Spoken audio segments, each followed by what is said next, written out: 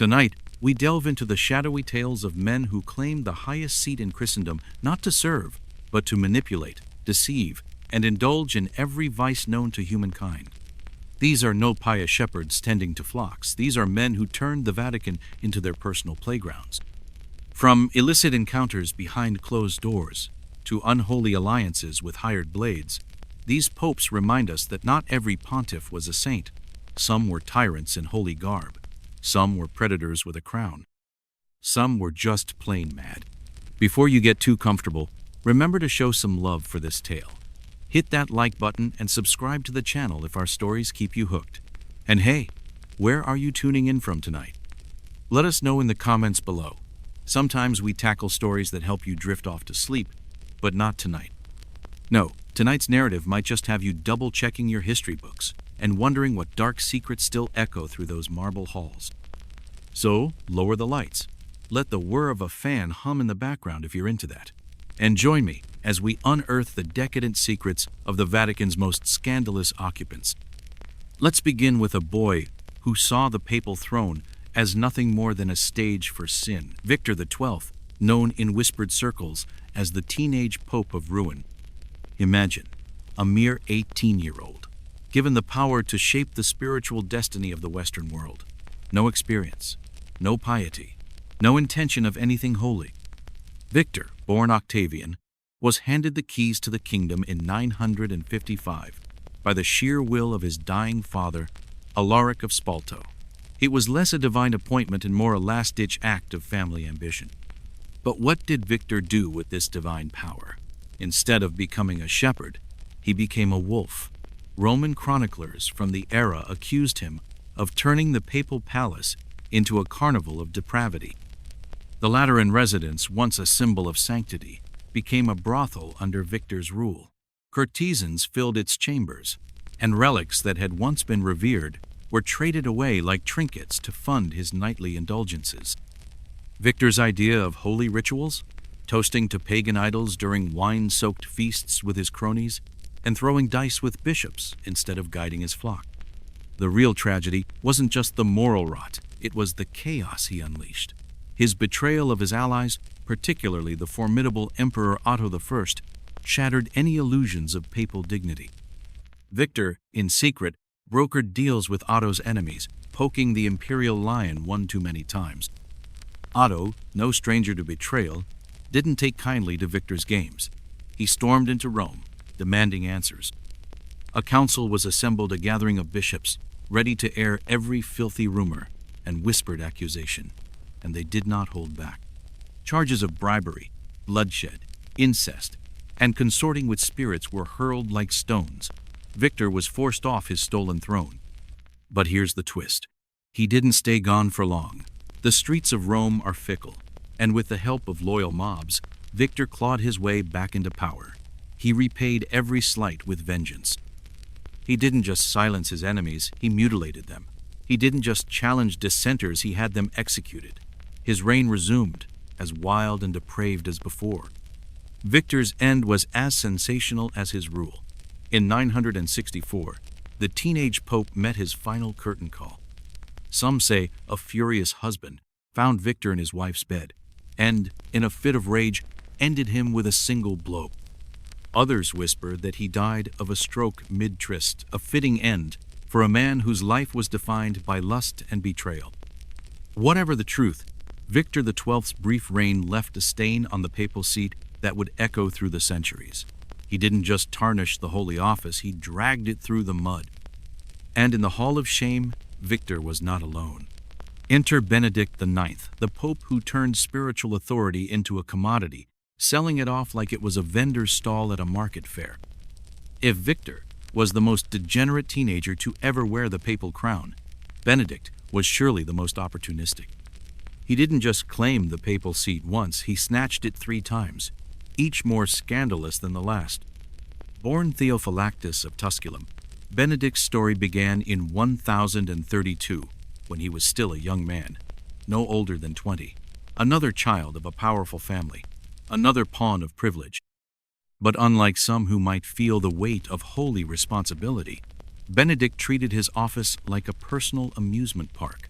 Chroniclers of the day had no kind words for him. They accused him of crimes that would have scandalized even Rome's decadent emperors: sexual violence, unholy unions, and delving into dark arts better left to myth. Benedict's idea of a good time?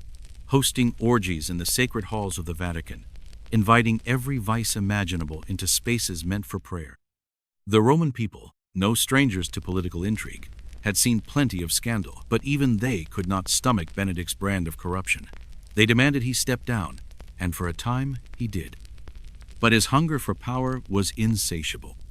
Driven out by popular revolt, Benedict bided his time and then snuck back into power like a ghost in the night. But even this wasn't enough for him. Benedict did the unthinkable. He sold the papacy itself. Gold for God's seat, a transaction that would echo through the ages. He approached his godfather, the archpriest Graciano, with a proposition that shocked even the most jaded of Rome's elite. For the right price, Graciano could have the title of Pope. Graciano, soon to be known as Pope Gregory VI, accepted the offer, perhaps believing he could restore some semblance of peace to Rome, but the damage was done. Benedict's betrayal was a scandal of such magnitude that it plunged the Church into a storm of doubt. The idea that the holiest seat on earth could be bought and sold like a favor on the street shattered the very core of faith for many. And Benedict? He wasn't done. After selling the title, he changed his mind and tried to reclaim it. Twice. In the end, there were 3 men, each claiming to be Pope, a spiritual tug-of-war that threatened to tear the Church apart. For now, we'll leave the story at that pivotal moment, a church in crisis, a city divided, and a legacy that would ripple for generations.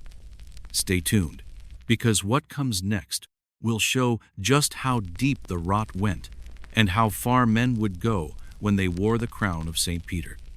Before we wrap this up, don't forget to support the channel if you want more of these dark glimpses into history. Like, subscribe, and share your thoughts below, because we're just getting started with these tales of power and perversion. This is Stunning Story, and we promise the next chapter will be even more jaw-dropping. When chaos threatened to engulf the papal throne, Emperor Henry III stepped in. A man tired of watching Rome's most sacred seat turned into a cheap carnival of power plays and corruption. Henry convened a council, determined to scrape away the festering corruption and start anew. The result? A total reset. All 3 pretenders to the papal title were swept away in one fell swoop. Benedict IX, the young man who'd treated the throne of St. Peter like a game of musical chairs, was banished from the church he claimed to serve. This wasn't a quiet removal either. Over the years, Benedict was excommunicated not just once, but time and again, depending on which political faction held sway in the city's crooked corridors. His name became a byword for greed and shamelessness, the boy who sold his soul and the papacy for a handful of gold. Rome would remember him forever, a stain that no amount of incense or holy water could ever wash away. Yet in the swirling drama of these unholy men, no name looms larger than that of Alexander VI born, Rodrigo di Borghese. If corruption had a face, it was his. In the year 1492, the conclave that was meant to choose a spiritual shepherd instead became a pit of bribery and whispers. Rodrigo didn't rise through piety or gentle faith. He bought the office with coins and favors, becoming Pope Alexander VI, a man who would define an entire era of decadence. The moment he settled into his velvet-cushioned throne, Alexander made no pretense of holiness. He was a king of cunning, determined to carve out an empire not of souls but of wealth and power for the Borghese clan. His family name was whispered in every corridor of Rome, sometimes with fear, sometimes with envy. His children, Cesario and Lucretia, became legends in their own right. Cesario was no humble cardinal. He was a warlord in robes, his sword as sharp as his ambition. Lucretia, meanwhile, danced through rumors of incest and poison, captivating and terrifying those who crossed her path. Alexander didn't simply hide his children away. As shameful secrets, he flaunted them. They were the pillars of his dynasty, chess pieces on a blood-stained board. And in the grand halls of the Vatican, Alexander transformed sacred spaces into theaters of sin. One of his most notorious revels, the Banquet of Chestnuts, became a symbol of everything rotten in the heart of the church. Courtesans twirled naked beneath flickering candles, catching coins tossed by noblemen with parts of their bodies that no priest would ever bless. But Alexander was more than just a monster of lust. He was also a master of bureaucracy. While his nights were filled with orgies and drunken laughter, his days saw him strengthen the papal states and streamline Rome's tangled web of administration. He commissioned breathtaking works of art, built monuments that soared to the heavens, all to cement his family's name in the very stones of the eternal city. And yet none of that grandeur could mask the rot beneath. In 1503, death finally caught up with Alexander, in a manner as shrouded in suspicion as his life. Some whispered he was poisoned, an ironic twist, considering the rumors that he'd plotted similar ends for his enemies. Others said it was a simple mistake, a deadly concoction intended for another that found its way into his own cup. His body, so bloated by the corruption of both spirit and flesh, wouldn't fit properly into his coffin. The Vatican held no grand funeral for him. The Borghese name, once spoken with awe and terror, lingered in the air like a bitter incense in a desecrated chapel. Today, Pope Alexander VI is remembered not for the art he patronized or the policies he enacted, but for the unholy shadow he cast over the Vatican. Under his rule, the seat of St. Peter became a throne room for lust, ambition, and whispered deaths. Yet even his excesses seem almost quaint compared to what came next, the grotesque spectacle of Pope Stephen VI, the man who turned a dead pope into a puppet of revenge. Rome in the year 897 was a city tearing itself apart. Factions clashed like wolves in the night, and power was currency traded in dark alleys and torchlit halls. Into this chaos stepped Stephen VI, a man who wore the papal crown not as a halo of holiness, but as a weapon. His target was his predecessor, Pope Formosus, a man who'd long since found the peace of the grave.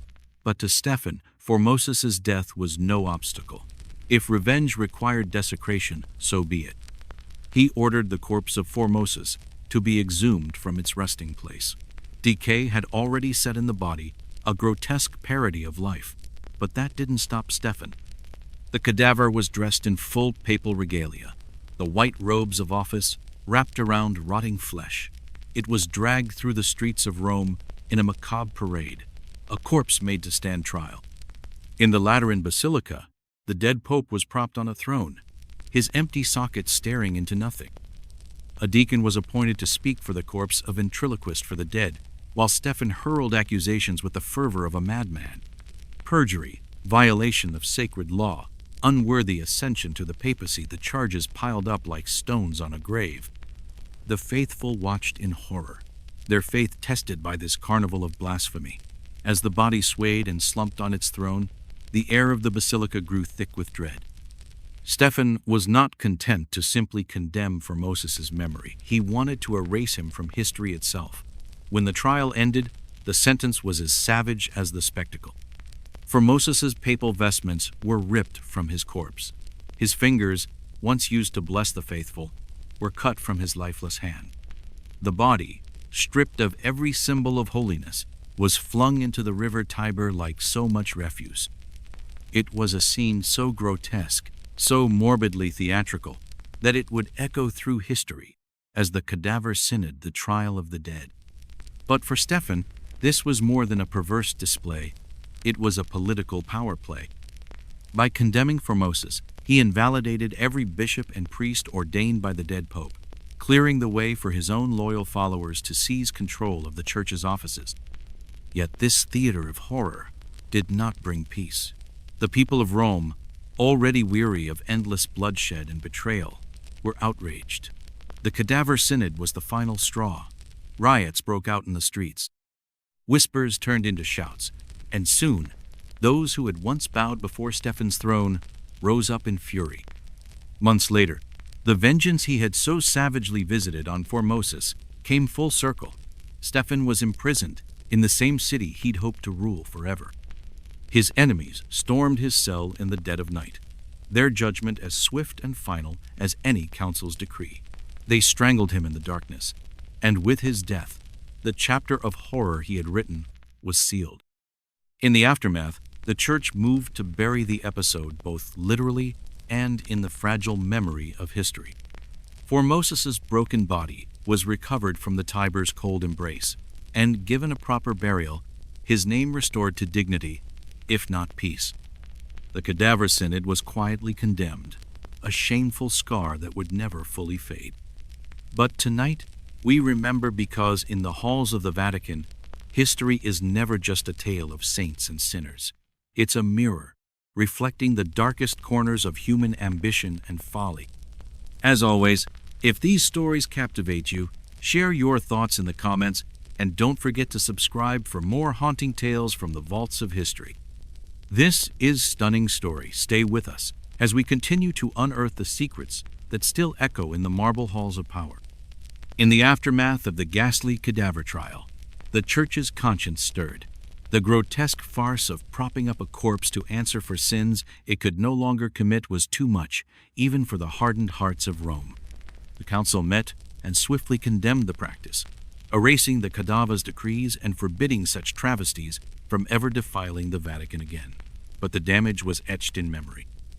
Pope Stephen VI's name was forever tied not to spiritual guidance, but to the chilling image of a lifeless figure on trial, a symbol of just how deep the claws of vengeance and madness had sunk into the heart of faith. In that macabre chapter, the papacy itself became a stage for cruelty.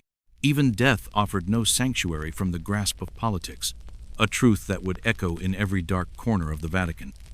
Then came Urban VI, a man who wore the white robes of a pope, yet ruled with the iron heart of a tyrant. In 1378, the conclave was a tinderbox of fear and faction. The cardinals, desperate to quell the fury of the Roman mobs outside their doors, chose an Italian named Bartolo Prignano, a local choice meant to calm the fires of rebellion.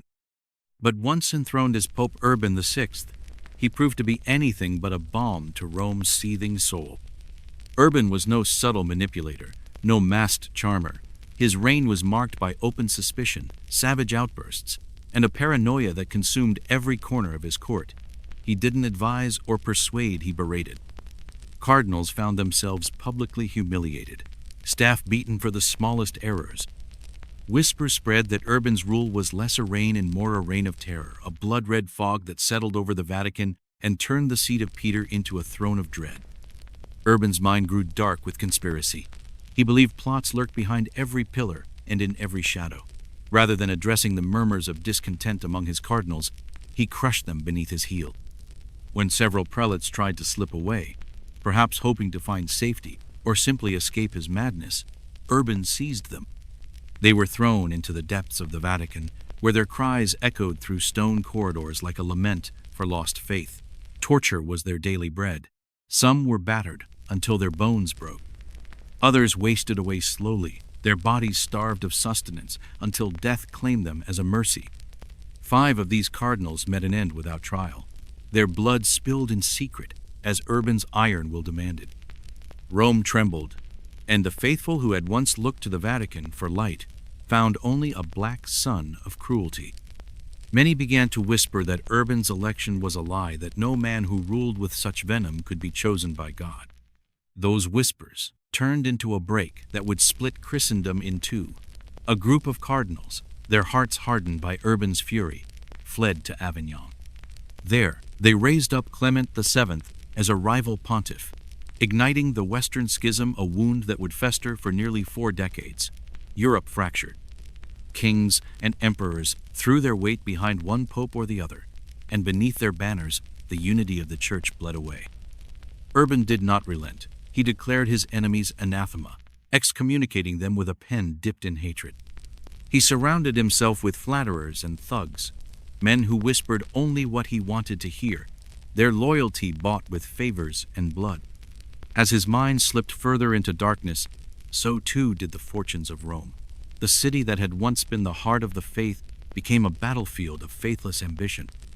Urban alienated every ally, broke every promise, until even those who had once supported him turned away in disgust. His death in 1389 brought no songs of mourning. He died alone, shrouded in bitterness and the stench of a reign gone rotten. The city exhaled when he breathed his last, but the scars of his tyranny ran deep. Urban VI would be remembered not as a shepherd of souls, but as a butcher in white, a man who wore the symbols of holiness like a mask for his violence. But as time ground onward, new faces rose to claim the throne, each determined to outshine or outsin those who came before. In 1513, the papal seat was handed to Giovanni de' Medici, a prince of Florence, a child of the Renaissance, a man for whom gold and glory were as familiar as the breath of prayer. As Pope Leo X, Giovanni didn't see the papacy as a humble calling. To him, it was a coronation. The Vatican, under Leo, became a palace of splendor. Gold gleamed from every corner. Music and poetry filled the air, and the laughter of feasts echoed in marble halls long after the last candle burned low. Artists like Raphael filled the walls with beauty that would endure for centuries, but beneath those painted angels, a darker story whispered. Leo once said, with a smile as gilded as his halls, "God has given us the papacy, let us enjoy it." And enjoy it he did.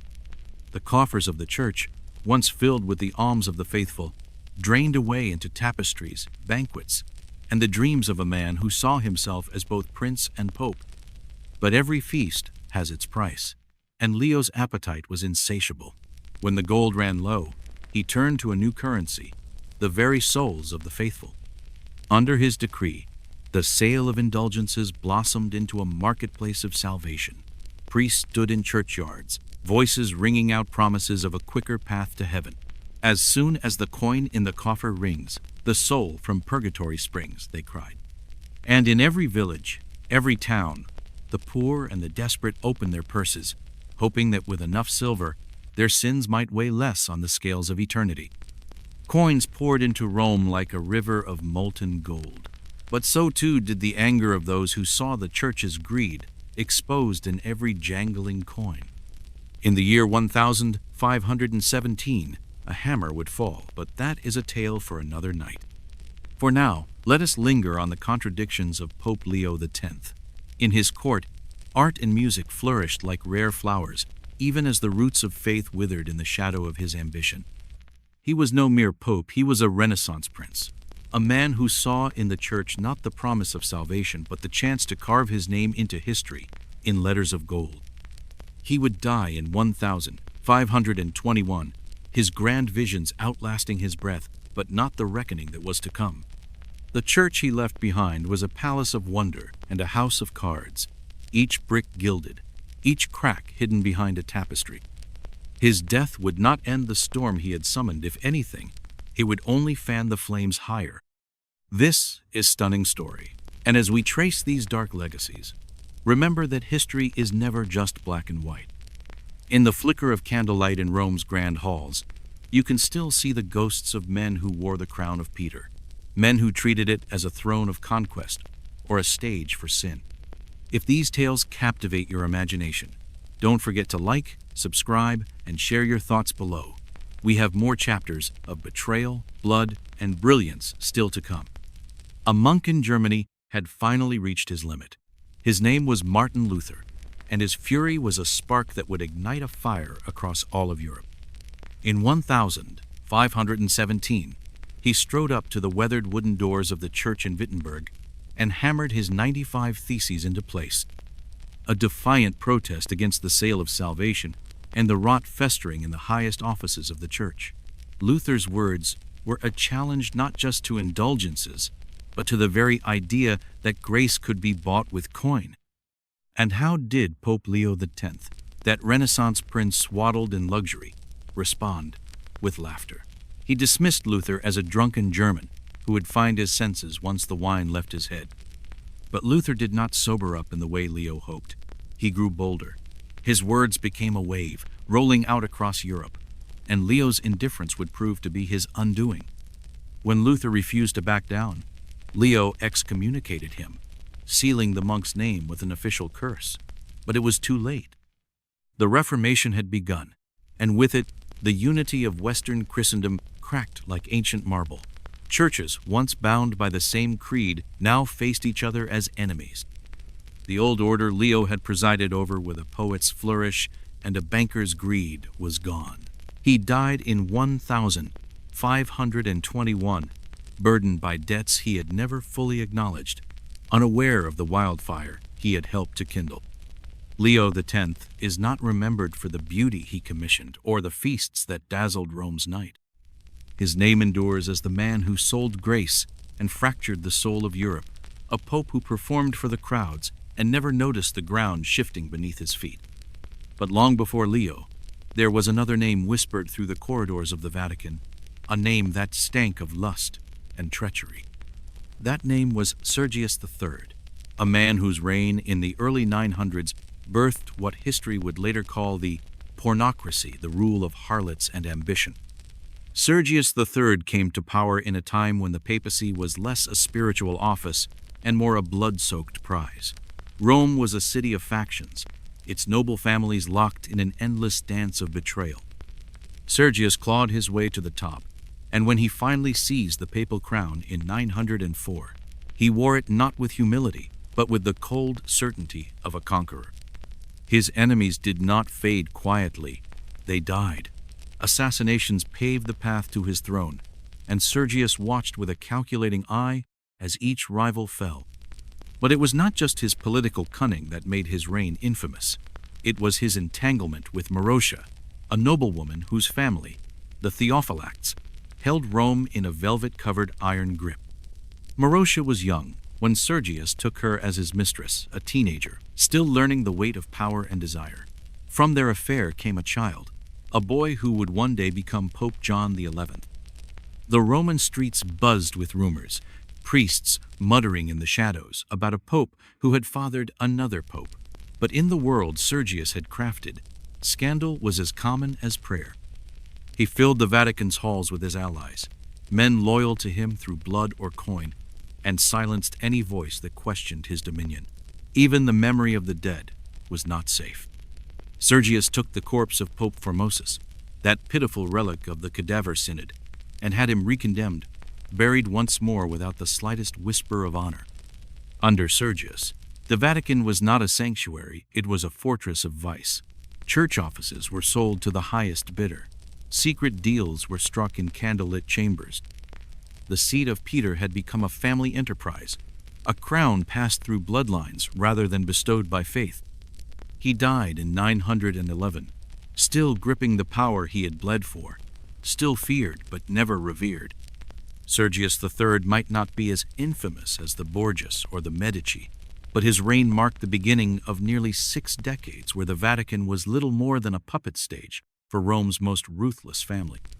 He was the father of the pornocracy, a man whose lust and ambition turned the church into a dynasty of hereditary sin.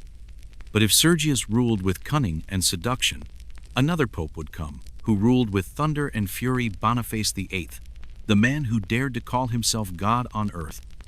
Boniface VIII ascended to the papal throne in 1294, inheriting an office left humbled by the resignation of his predecessor, an act of rare humility in a world driven by power. But Boniface was no humble shepherd. He saw the papacy not as a burden of service, but as an imperial scepter.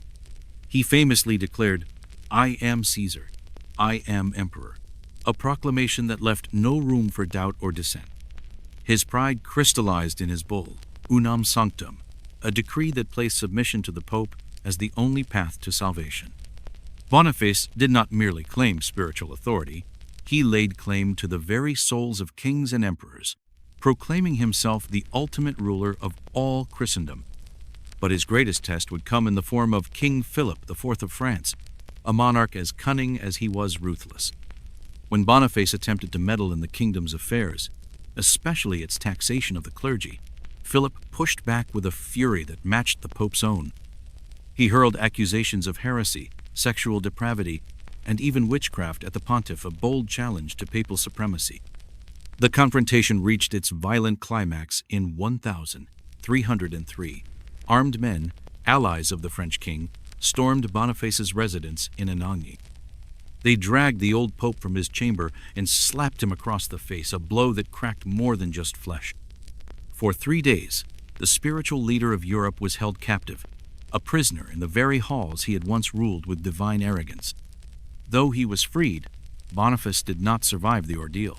Whether it was illness or the poison of humiliation and rage that killed him, no one could say for certain. But the spell was broken. The Pope, who had dared to claim all of Christendom as his fiefdom, died knowing that even the mightiest throne can be shaken. And yet, the downfall of Boniface did not spell the end of papal ambition. In every century, new faces would rise, some seeking to heal the wounds of faith, others to carve out their own legacies in the blood of the past. Tonight, in these stories of betrayal, of unholy alliances and naked greed, we see not just the history of the Church, but the history of human ambition, the eternal struggle to wear the crown of power and the ruin it so often brings. If these tales stir your curiosity, don't forget to show your support. Like this video, subscribe to the channel, and share your thoughts, because Stunning Story has many more shadows to explore in the world of faith, power, and the flickering candlelight of human weakness. 3 years after his death, the grave of Boniface VIII was disturbed by those who had once trembled under his authority. His enemies exhumed his corpse, claiming that the very air around it stank of sulfur, a symbol they said of damnation itself.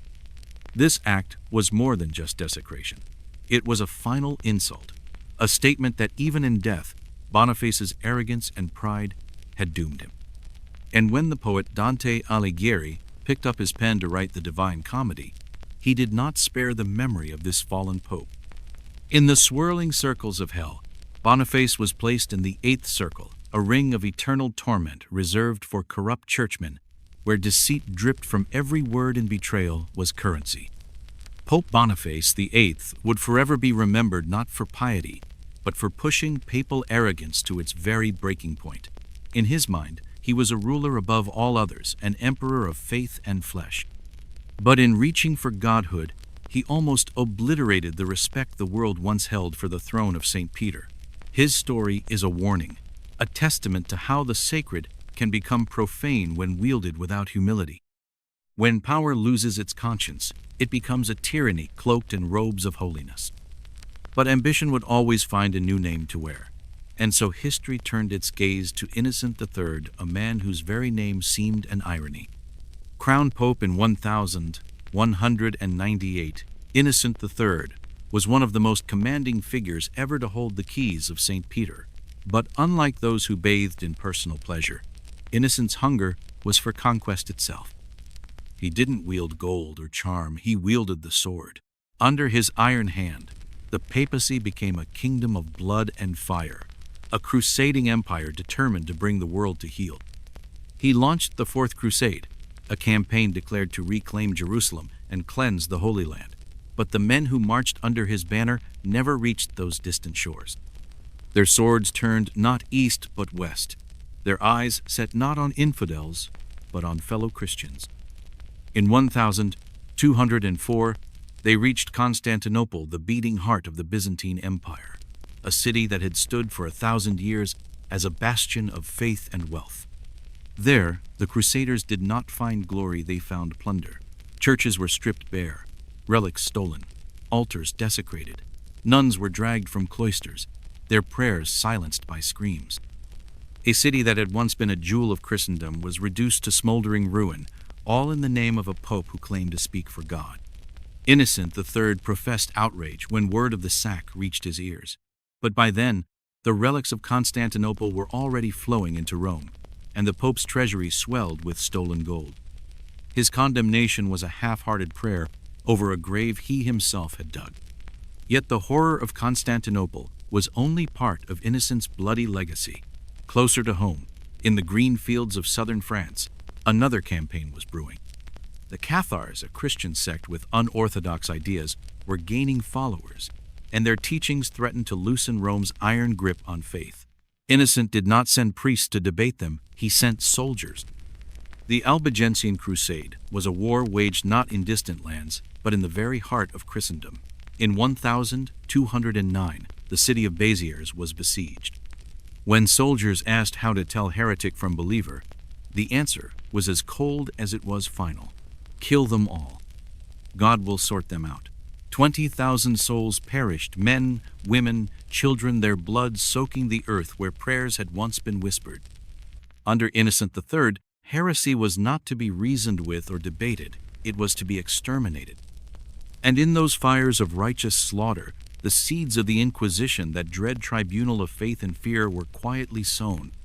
Innocent died in 1216, his mind no doubt at peace with the empire he had shaped. He had centralized the Church's power, rewritten the codes of canon law, and left a world where Rome's reach was ironclad. But his name would forever be tied to those who died beneath the banner of his faith, his reign remembered less for its reforms and more for the rivers of blood it unleashed. And in the distant lands where once rose the towers of Babylon, stories of ambition, cruelty, and fleeting beauty have their own echo. Babylon, the city of kings and gods, where empires rose like wheat and fell like sandcastles beneath the stars.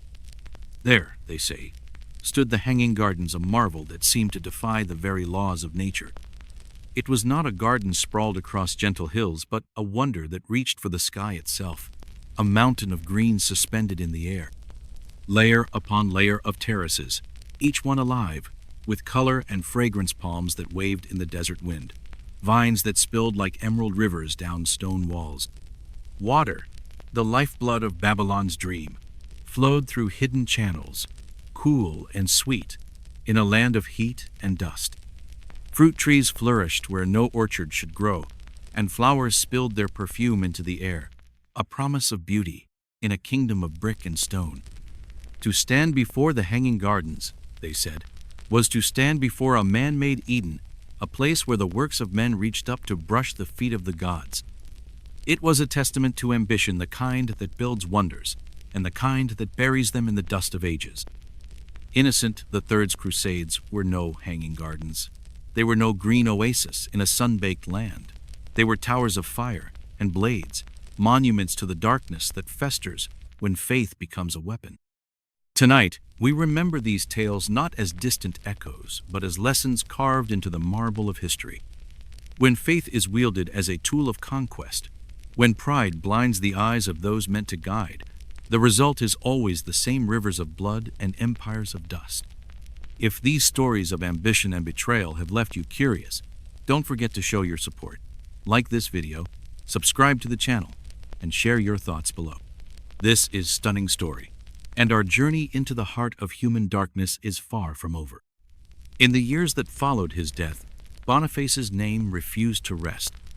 His enemies, driven by hate or perhaps divine disgust, unearthed his corpse, claiming it reeked of sulfur, a final insult meant to brand him as damned for eternity. Even the grave offered no sanctuary. And in the pages of the Divine Comedy, Dante sealed Boniface's fate in the 8th circle of hell, reserved for those who had twisted faith into a tool of greed. There, among the false prophets and corrupt priests, Boniface would spend eternity, a ghost among shadows. Boniface VIII would be remembered as the Pope who tried to wear the face of God and found only ruin. He saw himself as ruler of souls, above kings and emperors, a throne of marble and thunder. But in reaching for the heavens, he broke the very faith that had given him power. His tale is a caution, whispered still, that when sacred power is wielded without humility, it becomes tyranny in the vestments of divinity. Yet as centuries turned and empires fell, new names rose to the heights of power. Among them was Pope Innocent III, a name that, like so many in Rome, bore little resemblance to the man who wore it. Crowned in 1198, Innocent III was a titan of faith.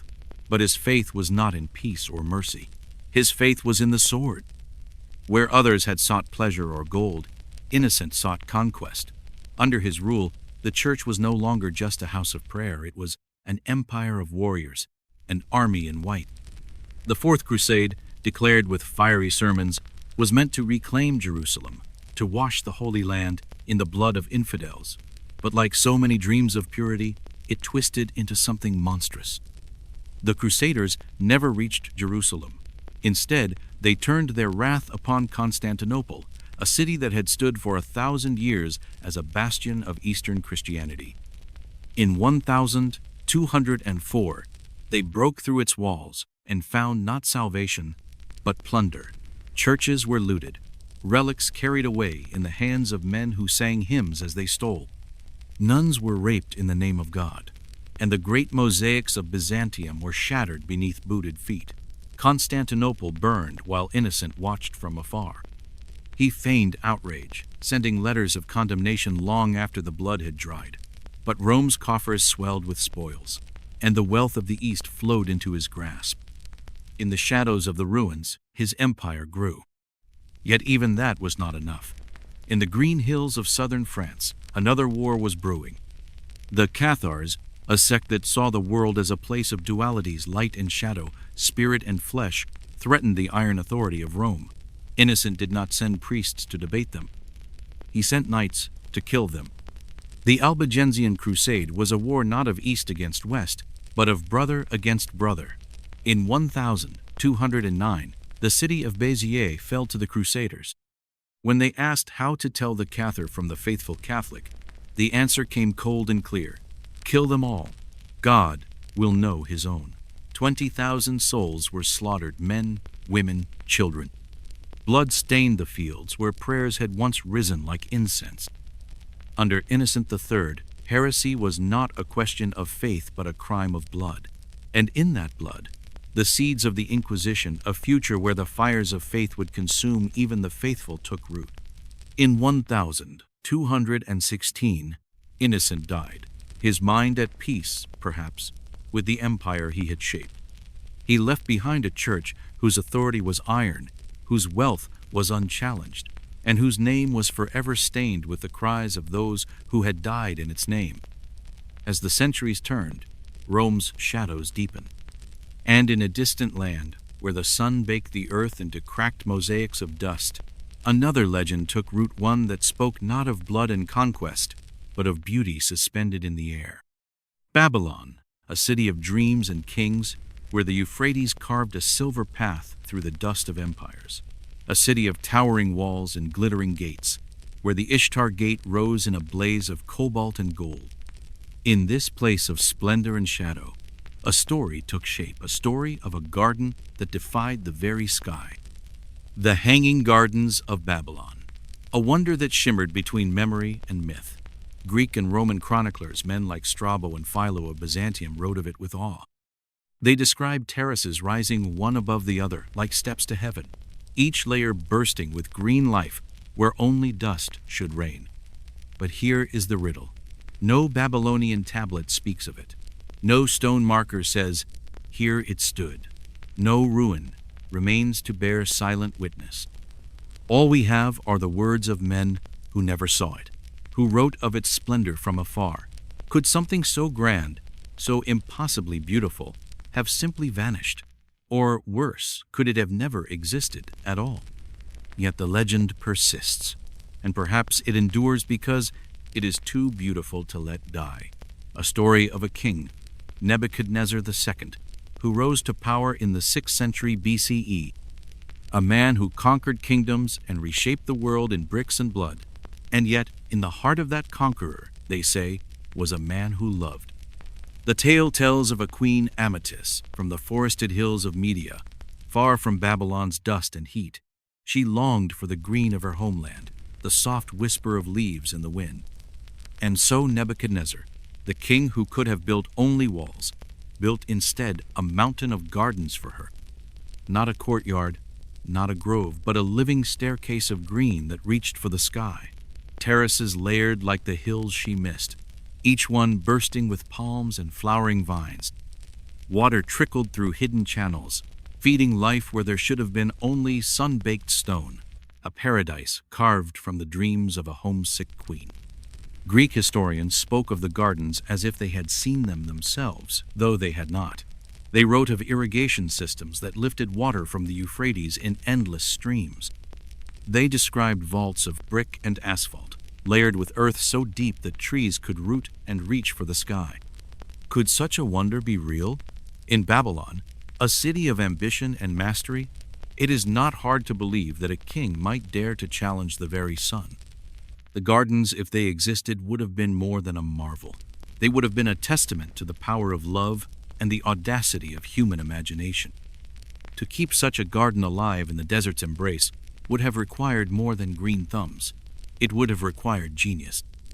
The Greeks spoke of a device, the Archimedean screw, a spiral of wood and bronze that lifted water with each turn. If Babylonian engineers had known such secrets, they might have turned the river itself into a fountain of life. Channels hidden in stone, gutters that carried the river's lifeblood up to the highest terrace where palms shivered in the heat. A living machine of water and stone, tended by hands that understood the quiet language of roots and leaves.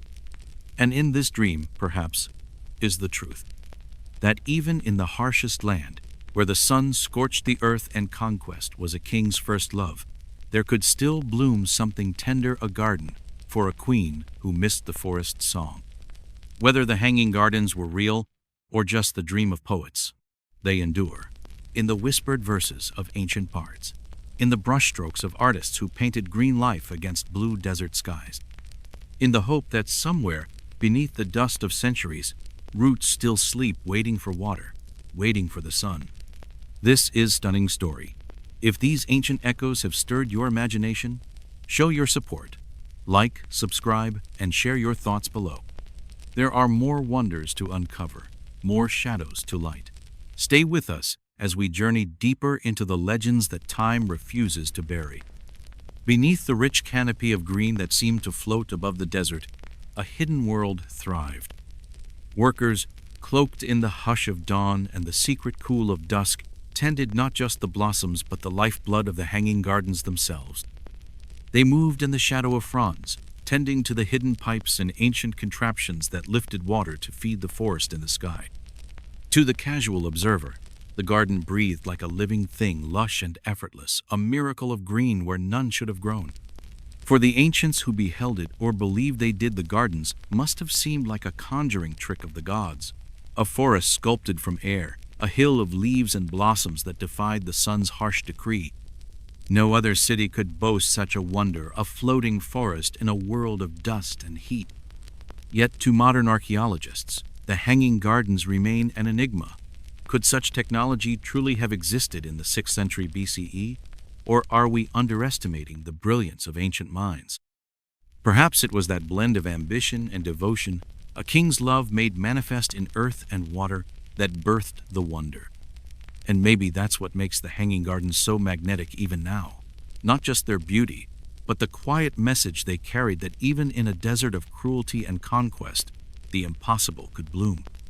But as grand as the hanging gardens sound, there is a strange hush at the very heart of their legend, a silence that has haunted scholars for centuries. While Greek and Roman voices echoed with stories of the gardens, the people who should have known them best, the Babylonians themselves, left behind only silence. Their clay tablets recorded everything from taxes on grain to the dimensions of temple walls. Their scribes named every stone, every god, every star that watched over their city. But nowhere do we find the hanging gardens in their words. Not a single Babylonian tablet mentions terraces of green rising above the river's floodplain. No priest or poet carved into clay the tale of a king who built paradise for a homesick queen. Even Nebuchadnezzar II, whose name is forever linked to the legend, boasted in hundreds of inscriptions about the temples he built, the walls he raised, the palaces he adorned, but not one word about a garden that defied the desert's fury. And that silence matters. If the hanging gardens had truly stood in Babylon's heart, a marvel to rival any temple or palace, why would its creator omit it from his proud lists? Why would the priests, who recorded the smallest rituals and the grandest festivals, leave no hint of a garden that rose like a green mountain from the dust? Some say the gardens were real, once that they were built in the early years of Nebuchadnezzar's reign and perished in some long-forgotten calamity, leaving no trace for Babylon's scribes to record. Others suggest that the gardens never belonged to Babylon at all. They point to Nineveh, capital of Assyria, where King Sennacherib wrote of gardens fed by aqueducts and ingenious machines to raise water high. Could Greek writers, centuries removed and far from the river's banks, have confused one mighty city with another? Or perhaps, and this is the possibility that humbles even the proudest historian, the Hanging Gardens were never of stone or soil at all. Perhaps they lived only in the minds of those who yearned for a perfect garden in a world of dust and conquest. A story told and retold, embroidered with each retelling, until it grew roots deeper than any palm and vines, more lush than any mortal garden could bear. Yet even if they were only a legend, that legend has a power of its own. Myths, after all, are never empty. They are the fertile soil in which hope and wonder take root. And in the silence of Babylon's own records, that hope has only grown. The Greek historians, though removed by centuries, wrote of the Hanging Gardens as though they had seen them in the shimmering haze of memory. Strabo, writing in the 1st century BCE, never set foot in Babylon's dusty streets, but he gathered the stories of others. He described terraces that climbed skyward, supported by stone vaults strong enough to bear the weight of forests. Water, he claimed, was lifted by strange contraptions from the river to the highest boughs, a feat of engineering that seemed to mock the sun itself. Another voice, that of Diodorus Siculus, offered a vision just as vivid. Writing in the same era, he spoke of trees rooted in deep soil, layered atop stone walkways broad enough to let chariots pass. He painted scenes of water trickling through hidden channels beneath the green, a quiet symphony of life fed by the river's endless breath. Diodorus, like Strabo, wrote of a king who built the garden to soothe the heart of a queen, a gift of green in a world of stone. And they were not alone. Other Greek and Roman voices echoed this vision, each adding their own brushstrokes to the portrait of a paradise. But here lies the tension that plagues the story still. None of these men had seen the gardens with their own eyes. They spoke from the distance of generations, repeating tales already old when they first set pen to parchment. Yet these second-hand voices carried the legend through the centuries, across deserts and seas, until it became as much a part of human memory as the name of Babylon itself. They told of terraces that rose like steps to the stars, of vines that spilled down walls and rivers of green, of water that defied the desert's decree. They told of love and ambition, of engineering so bold it seemed like sorcery. To them, the Hanging Gardens were not just a marvel of brick and leaf. They were proof that even in the harshest lands, beauty could bloom. That with enough will, enough devotion, enough ingenuity, men could sculpt the impossible from earth and sky. And that, perhaps, is why the Hanging Gardens endure. Whether they were real, built stone by stone and watered by the sweat of workers hidden beneath the leaves, or whether they were a dream woven by poets and wanderers they live on. They live in the stories that have outlasted every empire, in the art that still paints green over the dust of time, in the yearning of every soul who has ever looked at a desert and dared to see a garden.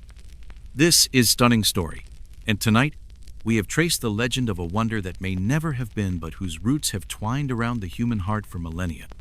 If these stories stir your imagination, if they whisper to the part of you that dreams of gardens in the dust, then let your support be known. Like, subscribe, and share your thoughts below. The past is alive, in every breath of legend, and we will keep breathing life into it, one tale at a time. Travelers who claim to have wandered Babylon's golden streets spoke of wonders that defied reason, and chief among them was the Hanging Gardens, a vision of green life floating above a land of dust. But here's the catch. These accounts were written not by those who lived within the city's shadow, but by voices centuries removed, their words echoing in the vast halls of memory rather than in the streets of Babylon itself. By the time their scrolls were inked, the city had already begun to crumble, a memory worn thin by time, a myth on the brink of vanishing. Were these Greek and Roman tales based on memories carefully handed down? Or were they the wandering songs of travelers embroidered, reshaped, and passed along like a story at the edge of firelight? Perhaps they were distorted echoes of something real, twisted by the centuries into a tapestry of wonder. Yet for the Greeks, lovers of harmony and beauty, the idea of a garden that defied the desert was too perfect to ignore. a marriage of human will and nature's bounty, a testament to what the human mind and hand could coax from a land of stone. And so, these stories clung to the breath of the ages, carried on parchment and in whispers, until the Hanging Gardens claimed a place among the seven wonders of the ancient world. A title that was not given lightly, nor easily forgotten. Because sometimes we believe not because we have proof, but because the world is more luminous, more forgiving if we allow ourselves to believe that once someone built a mountain of green for love. Yet if the Hanging Gardens were not in Babylon, then where were they? The 20th century brought a fresh voice into the echoing silence of that question. Dr. Stephanie Dalley, a British scholar of the ancient Near East. She refused to accept the silence of Babylon as final. Decades of study led her to a radical idea: the gardens were real, but their roots lay in another city altogether.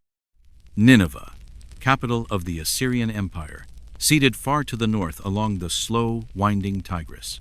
A city of great gates and towering palaces, of warriors and scribes who carved their boasts into stone. There, in the 7th century BCE, a century before Nebuchadnezzar ruled King Sennacherib, a man whose ambition rivaled the greatest of Babylon's kings. Unlike the silent tablets of Babylon, Sennacherib's words were carved clear and proud. His clay inscriptions spoke of a palace garden of marvels, where fruit trees and exotic plants flourished beneath the watchful gaze of the gods. He described an aqueduct that carried water from distant mountains, a shimmering lifeline that crossed 50 kilometers of rough, dry land. And in those lines of cuneiform, he even boasted of a water-lifting screw, a device that echoes the marvels described by Greek writers centuries later. Could it be that what those distant voices saw or thought they saw was not Babylon's garden, but Nineveh's? That the wonder ascribed to Nebuchadnezzar was in fact the legacy of Sennacherib, a king whose engineering defied not just the desert, but time itself. Dalley's theory offered an answer to the silence of Babylon and gave voice to the confident words of Assyrian scribes. She argued that the name Babylon might have been more than a place; it was an idea, a gateway of the gods, a name that shifted across empires. In the minds of later chroniclers, Nineveh might have become another Babylon, and the gardens another chapter in that city's long tale of power and beauty. If she was right, the Hanging Gardens did not vanish. They simply waited in another place, hiding in the quiet lines of an ancient language, waiting for a mind willing to read them anew. And so, the Hanging Gardens might not be lost at all. They might be there still, in the dust of Nineveh, beneath layers of conquest and silence, waiting to be seen not just with eyes, but with understanding. It wouldn't erase the wonder, it would only relocate it, proving that sometimes the truth is not lost, only misplaced. Beyond the bricks and aqueducts, beyond the names that echo like thunder in ruined halls, there lies another truth, that the Hanging Gardens, wherever they stood, are also a testament to the quiet power of love.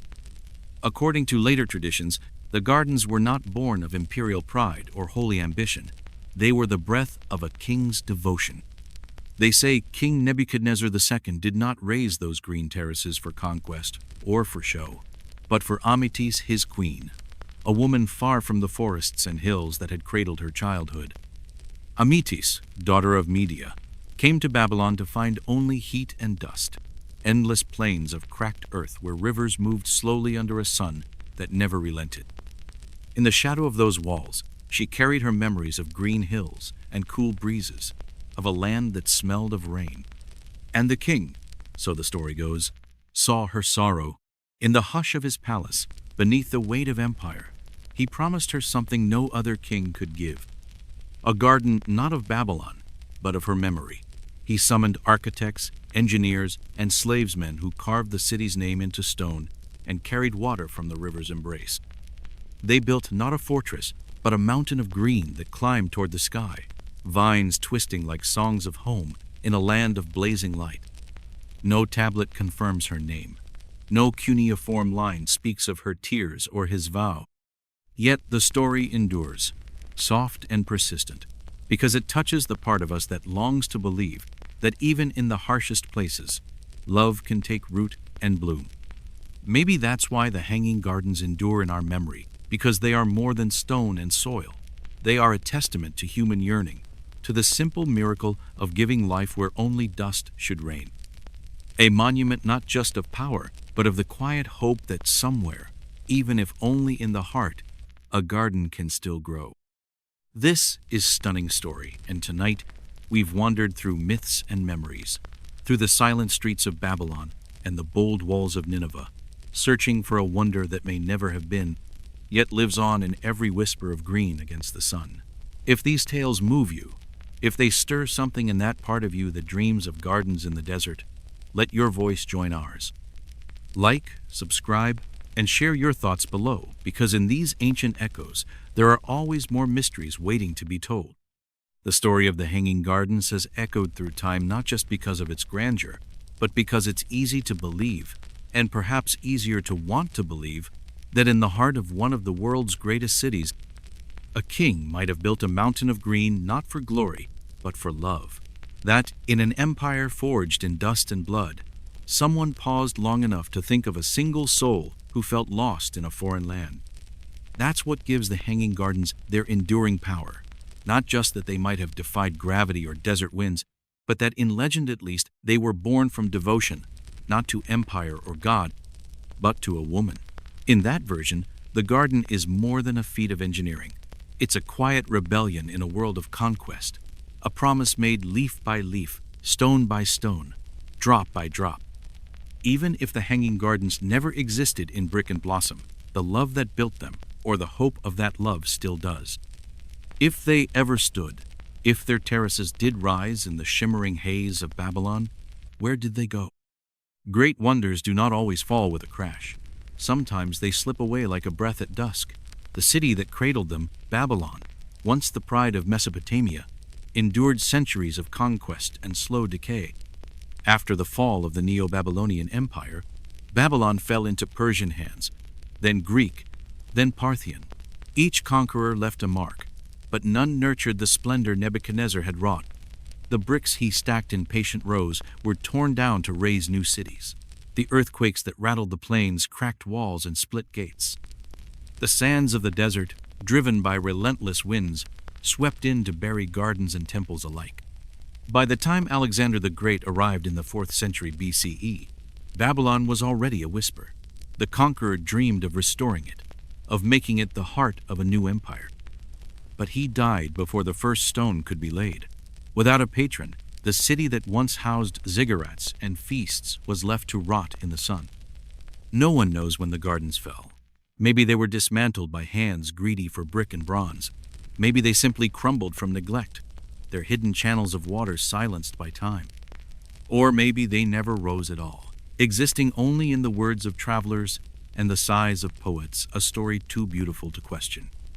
In the 19th and 20th centuries, when archaeologists cut through the layers of dust and empire that buried Babylon, they found the foundations of temples and palaces, the bones of towers that had once brushed the sky. But of the Hanging Gardens, they found no clear trace, no stone terraces, no broken aqueducts, nothing that said, "Here it stood." That absence is its own kind of presence. It lingers like the hollow in the earth where a great tree once grew, roots gone, but the memory of shade still fresh in the mind. Even if they once reached into the sky, the Hanging Gardens now live in a different realm, the realm of memory, of longing, of the stories we tell ourselves when the world feels too hard and too bright. We searched the ruins not just for the weight of stone or the lines of brick, but for proof that wonder was possible, that in the days when kingdoms rose and fell in dust and blood, someone still dreamed of beauty, that even in an age of conquest, there was a king who looked at a woman's sorrow and answered it with green. Maybe that's what makes the silence of the Hanging Gardens so haunting, not that they disappeared, but that they might never have existed at all. And yet we still believe, because the mind, like the desert, is a place where forgotten things can still bloom. The Hanging Gardens of Babylon, real or imagined, occupy a rare space in human memory. There are no ruins we can stand before, no lines of text etched in stone to tell us how they were built. Yet, they remain one of the most vivid wonders of the ancient world. Their image unshaken by time. Why? Because some wonders don't need earth and mortar to endure. They live in the imagination. A garden that rose from the heart of the desert, a mountain of green cradled by clever hands, cascading vines, water lifting in hidden pipes, flowers shivering in the hush of dawn. It speaks to something older than history, the human desire to make beauty bloom where it should not, to tame the world's harshness with life and color. Maybe it was Nebuchadnezzar who built them in Babylon. Maybe it was Sennacherib who raised them in Nineveh. Or maybe they were born in the verses of poets and the wonder of travelers who saw the river's curve in the distance and dreamed of terraces reaching for the sky. Whoever shaped the legend, they gave us more than a wonder of brick and leaf. They gave us proof that even in an age of conquest and cruelty, people still looked at the desert and saw not a place of death, but a canvas for green. And isn't that enough? Even now, artists paint the hanging gardens. Writers weave them into stories that bloom from the page. Engineers trace the threads of ancient machines, trying to understand how water might have risen from the river's slow breath to feed the dreams of a homesick queen. In digital renderings, the gardens live again, a forest in the clouds, a promise of beauty made from barren stone. No one alive has ever seen them, and yet we all feel as though we have. We can almost smell the damp stone beneath our feet, feel the weight of air heavy with jasmine and river mist. We can hear the splash of water echoing through the terraces, the hush of leaves that never wither, a garden not made to be conquered, but to be remembered. And maybe that's the secret of the hanging gardens, that they are eternal not because they stood, but because they were dreamed. We dig through ruins and debate ancient lines because we want them to be real, because in a world where so much is fleeting, we crave proof that somewhere, someone built green against the heat, softness against the edge of empire. But the truth, in the end, might be simpler, that the hanging gardens are already real, not in the clay of Mesopotamia, but in the gardens of the mind. In every soul that has ever looked at dust and seen the ghost of a blossom, in every story that has ever dared to build a wonder from memory and hope. This is Stunning Story, and tonight we have traced a legend from the rivers of Babylon to the halls of memory, a story that may have never had roots in earth, yet has grown in the heart of every dreamer since. If this journey has moved you, if these echoes of ancient green have stirred your own yearning for beauty, don't let the tale end here. Like, subscribe, and tell us what you see when you close your eyes and imagine a garden in the desert. The hanging gardens, real or imagined, live on as part of the collective memory of humanity, a shared vision passed from hand to hand, mind to mind, across generations. In this way, they have never truly disappeared. They do not hang above Babylon's crumbled walls or silent rivers, but above us all, suspended in the memory of wonder, in the quiet yearning for beauty that defies the desert's bite. They bloom still, not in brick and mortar, but in the hush of our dreams. And sometimes, in the stillness of night, when the world itself seems to pause, we remember, even in the hottest deserts of history, something green once grew. Long before the chime of coins in pockets or the rustle of banknotes changing hands, trade was woven from the threads of need and promise. In those earliest days, money did not yet exist, yet trade flourished. It was a world of barter, where goods and services danced in the rhythms of mutual need. A farmer with grain might trade for fish. A potter's bowls might become a weaver's cloth. This system was raw, direct in agreement sealed by nothing but the weight of want and the trust of shared breath. But bartering had its limits. Imagine a shepherd with 3 goats in search of salt. He finds a man with salt, but the man has no use for goats. The trade dies in the dust.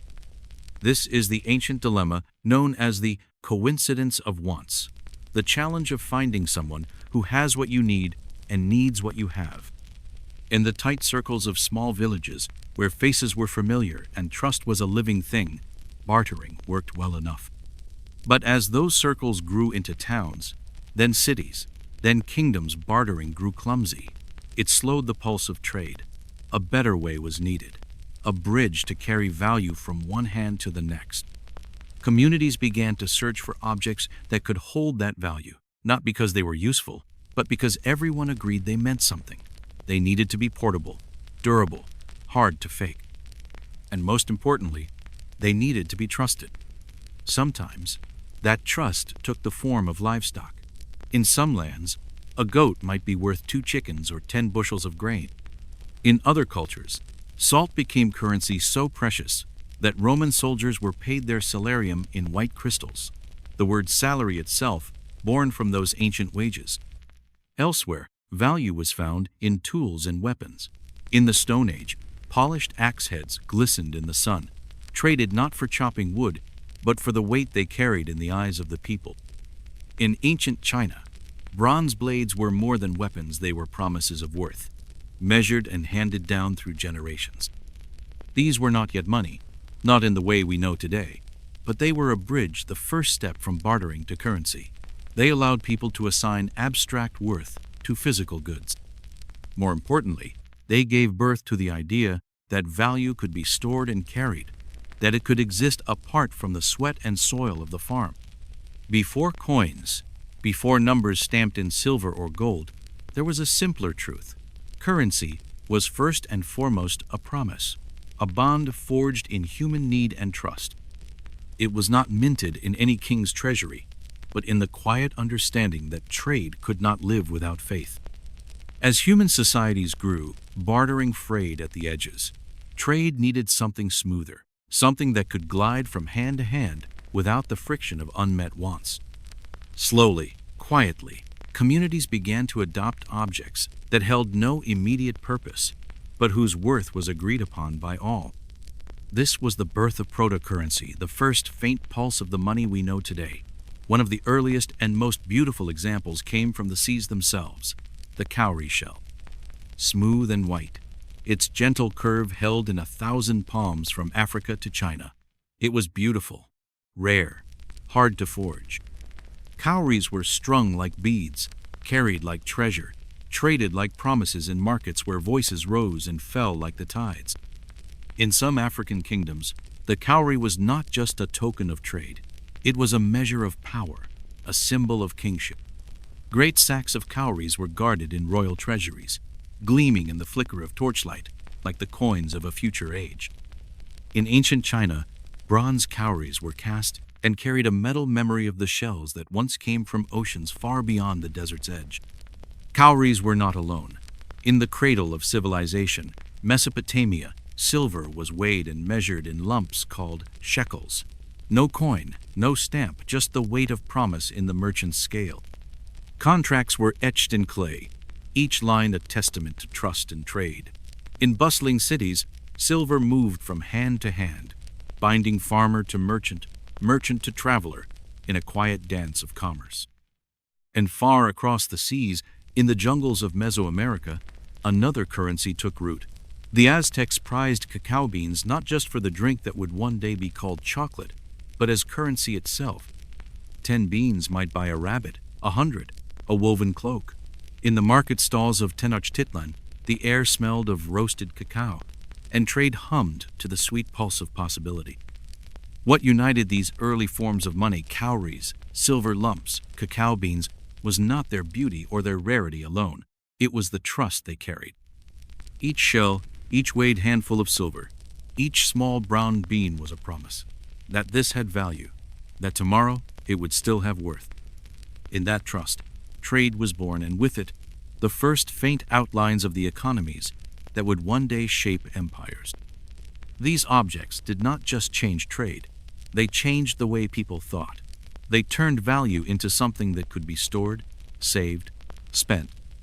They wove trade into the very fabric of life, as natural as the breath of wind across fields or the glint of the sun on the river's skin.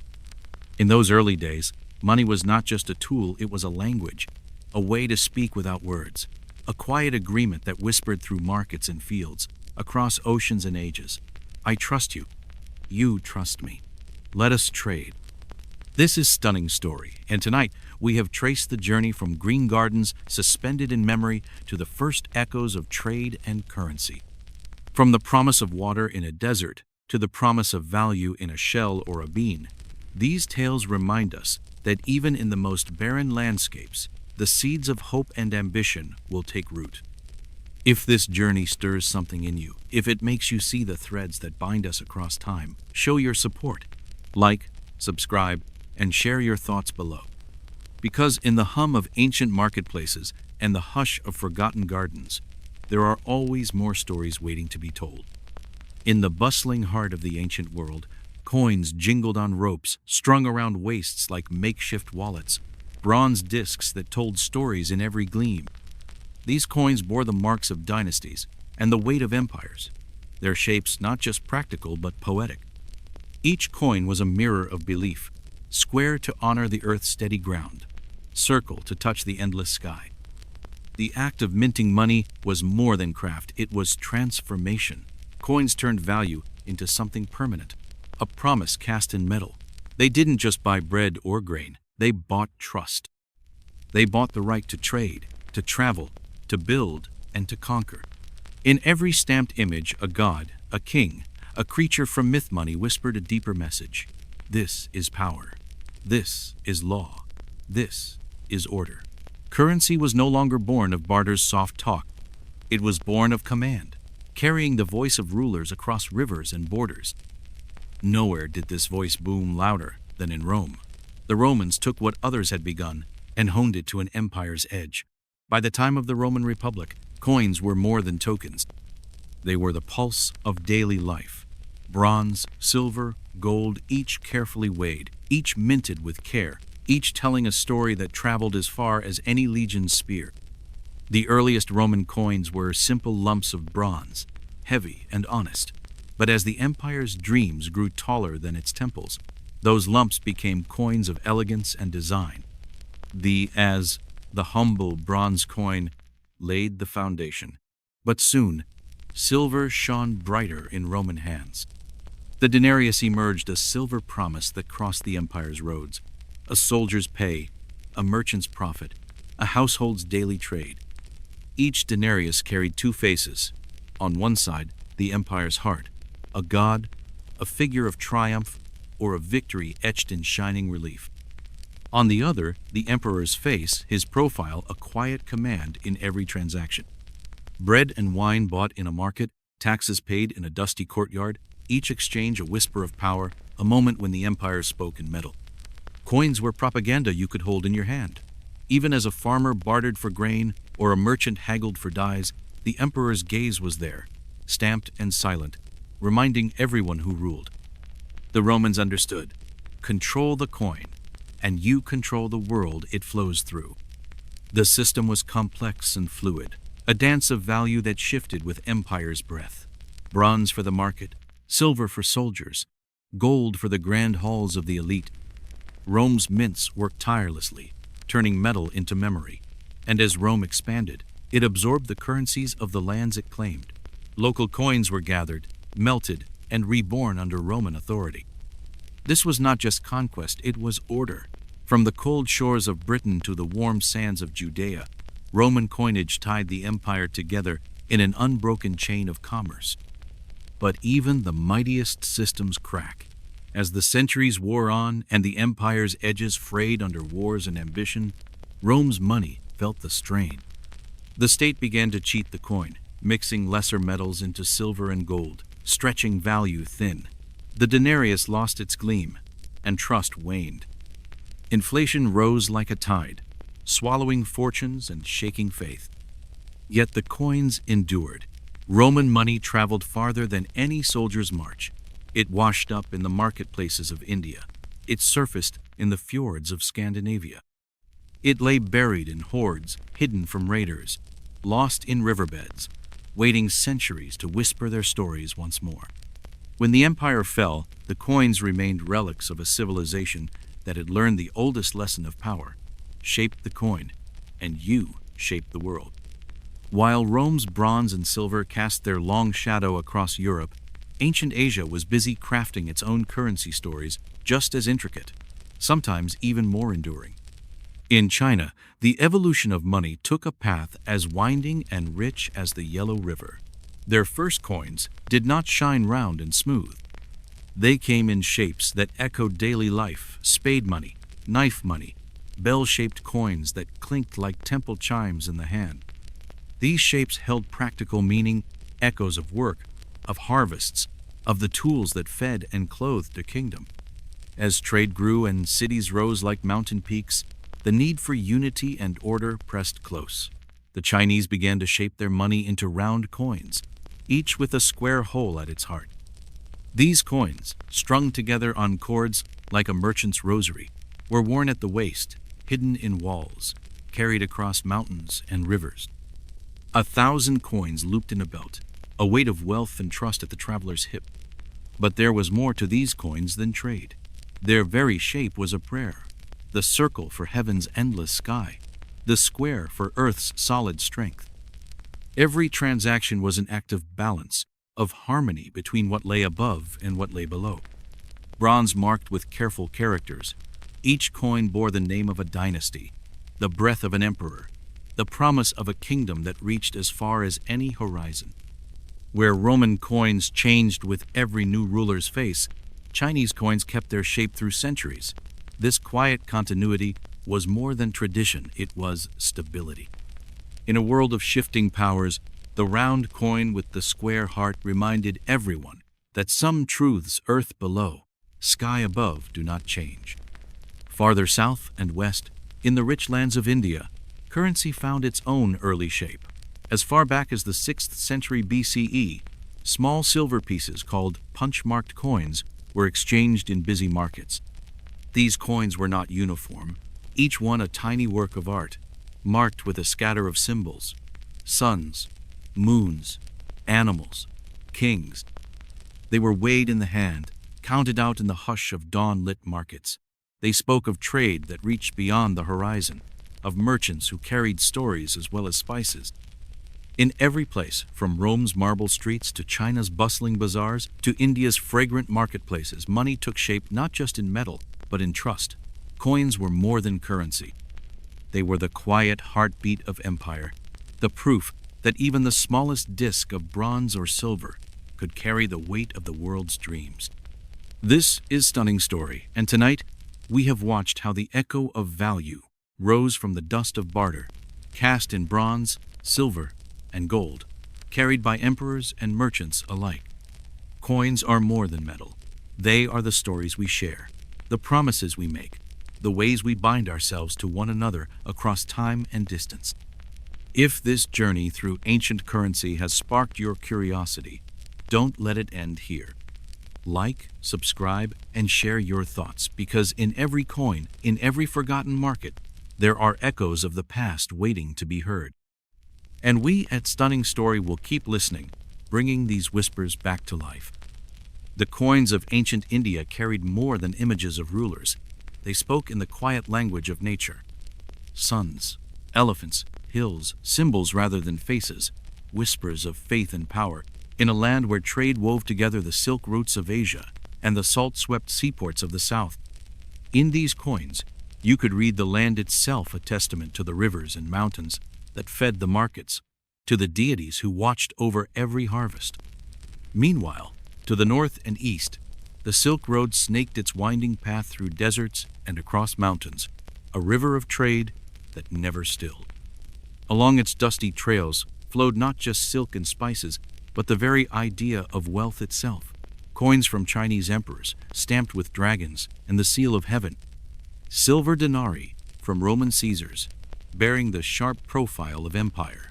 Persian derricks, each one a promise from a distant palace. They passed from hand to hand, merchant to merchant, carried in the packs of caravans and the secret pockets of wandering monks. The Silk Road was more than a highway of goods. It was a river of dreams, a corridor where faith, culture, and currency collided in the quiet hope of a better tomorrow. In the East, money was more than just the clink of commerce. It was woven into the breath of life itself, offerings to ancestors, tokens of devotion burned in incense smoke, coins buried with the dead, so they might walk with ease in the next world. Some coins were never meant to be spent. They were prayers cast in bronze and silver, carried through time as soft reminders of what was sacred. And while empires rose and fell like the tide, the coins endured. Tiny messengers from the past, each one a murmur of memory, a weight in the hand that told of kings long dead, of markets that once rang with laughter and barter, of faith that bound the living to the stories of the dead. By the time metal coins had been carried through 1,000 years of trade, a quiet revolution was stirring in the East. Not in the temples of Rome, nor in the markets of Athens, but in the smoky counting houses of China. There, merchants and scholars began to imagine a new kind of money, one that needed no silver's gleam or copper's chime. The first paper money was not a royal decree, but a humble promissory note, inked by the careful hand of a merchant who needed to trust a partner too far to see. In the Tang dynasty of the 7th century CE, travelers and traders discovered that a slip of paper was easier to carry across mountains than a bag of heavy coins. These were the first whispers of a new era receipts that promised silver in a distant vault, each one a quiet pledge of trust. For a time, these notes lived only in the shadows of trade, passed between merchants whose fortunes rested on the roads. But the Song dynasty, with the vision of empire in its gaze, saw the future in these fragile slips of mulberry bark. In the 11th century, China's government took the idea and breathed it into life, the first state-backed paper currency, known as jiaozi. Printed with intricate seals and expiration dates, these notes were more than promises. They were official breath, the empire's word made paper. They traveled the rivers of commerce, lighter than silver, safer than gold. A single folded sheet carried the worth of 1,000 coins, and with it, the quiet weight of trust. It was a revolution centuries ahead of its time. While Europe still traded in the chime of metal, China had already mastered the alchemy of ink and paper. Marco Polo, wandering through the great cities of the Mongol Yuan dynasty in the 13th century, was stunned by what he saw. Here was money that needed no mines, no mints, only the emperor's seal and the people's faith. To European eyes, it was wizardry turning paper into gold with nothing but a royal promise. But paper money brought with it new risks, shadows that grew in the corners of power. Coins had weight. They could be melted, reforged, reborn in another's hand. Paper held only the memory of metal, the whisper of value that lived in faith alone. In times of chaos or greed, the promise could shatter. Overprinting or lost trust turned paper into ash, and inflation rose like a hungry fire. Yet the idea proved too powerful to die. Under the rule of the Mongol Yuan, paper money became the breath of empire, carried in many tongues across mountains and deserts, a quiet testament to the reach of power. And in this idea lay a simple, profound truth. Money was no longer a thing you could hold. It was a belief, a shared promise that tied merchant to emperor, farmer to caravan, stranger to stranger. As trade routes stretched farther, as cities rose like beacons in the dust, merchants sought ways to protect this trust. Coins, paper, both were precious, but both could be stolen, lost on the road, or sunk beneath a river's dark skin. And so necessity birthed another quiet revolution, the bank. Long before gilded vaults and marble columns, the seeds of banking took root in the ancient cities of Mesopotamia, Egypt, and Greece. Temples and granaries became the first keepers of wealth, scribes tallying grain and silver in careful lines on clay. But it was in the medieval world that banking rose from simple record-keeping to something far more profound. In the alleys of Italian cities, in the smoky back rooms of Chinese counting houses, the first true bankers emerged, men who held not just money, but the promise of safety. Goldsmiths turned their vaults into the first depositories, issuing notes against the weight of gold locked away. Merchant families began to lend not just goods, but dreams, a loan for a ship, a promise for a voyage, a chance to turn hope into profit. These were the quiet architects of wealth, men who understood that money was more than coins or paper. It was the breath of a city, the heartbeat of a kingdom. In their ledgers, they held the power to build and to break, to fuel the voyages of explorers and the wars of kings. And through it all, the memory of the hanging gardens lingered. Even as coins clinked in the markets and paper notes passed from hand to hand, the gardens whispered of another kind of wealth, the wealth of wonder. A monument not of conquest, but of care, not of empire, but of devotion. A reminder that at the heart of every transaction, every coin pressed into a palm, every promise inked on a slip of paper, there is a human story of trust, of longing, of the quiet hope that somewhere in the desert, something green can still grow. This is Stunning Story, and tonight we have traced the journey from the weight of bronze coins to the promise of paper, from the dust of ancient markets to the quiet vaults of early banks. If these tales of currency and trust have stirred your imagination, don't let them end here. Like, subscribe, and share your thoughts. Because in every coin, every note, there is a story, and we will keep telling them, one breath at a time. In the bustling cities of the medieval world, Baghdad, Cairo, and the proud merchant republics of Venice and Florence, the quiet revolution of banking found its roots. Here, wealthy merchant families rose to prominence, weaving a new kind of power from the threads of trust and gold. A trader in Cairo might deposit his weight in coins with a banker and, in return, receive a slip of parchment that promised his treasure would await him in distant Damascus. A system of trust as remarkable as any modern check, born centuries before its name was even spoken. These early bankers were not kings nor priests, yet their reach rivaled both. In Italy, the Medici family stood at the heart of this new world, a name that financed voyages to unknown lands, underwrote the wars of popes and princes, and wove wealth into the very fabric of empires. They didn't just guard money, they moved it, multiplied it, controlled it, and in doing so, they reshaped what money meant. At the core of this system lay a radical idea. Money didn't need to exist in metal or stone to have power. A promise could be as real as gold, a ledger entry as trusted as a silver coin. Credit was born a belief that someone would repay their debts tomorrow, and that belief itself could be traded, borrowed against, invested. With credit came a new pulse in the arteries of commerce. Wealth no longer relied on what a merchant could carry on his back, but on what he was owed on the lines inked in ledgers that stretched across kingdoms and oceans. Networks of trade blossomed, thriving on faith rather than the clang of coins. Banks began to issue letters of credit, notes that carried the weight of distant gold, and for the first time, money itself became something that could be created, not just mined, but imagined. But this new world carried its own shadows. With credit came the possibility of default, of promises broken in the dark of night. Fraud crept into the cracks of trust, and economic bubbles swelled in the heat of speculation. Invisible wealth was a double-edged sword, powerful, yes, but fragile too. Yet there was no turning back.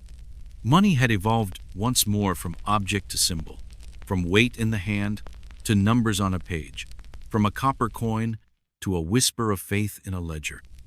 This quiet revolution did not stop with paper and pen. Today, when you tap your phone to buy a coffee or send money across the globe with a flick of your finger, you're part of that same evolution. No metal changes hands, no paper rustles in the wind. The transaction lives only in pulses of code, in numbers that flicker across a screen and vanish back into the ether. We have entered the era of invisible money.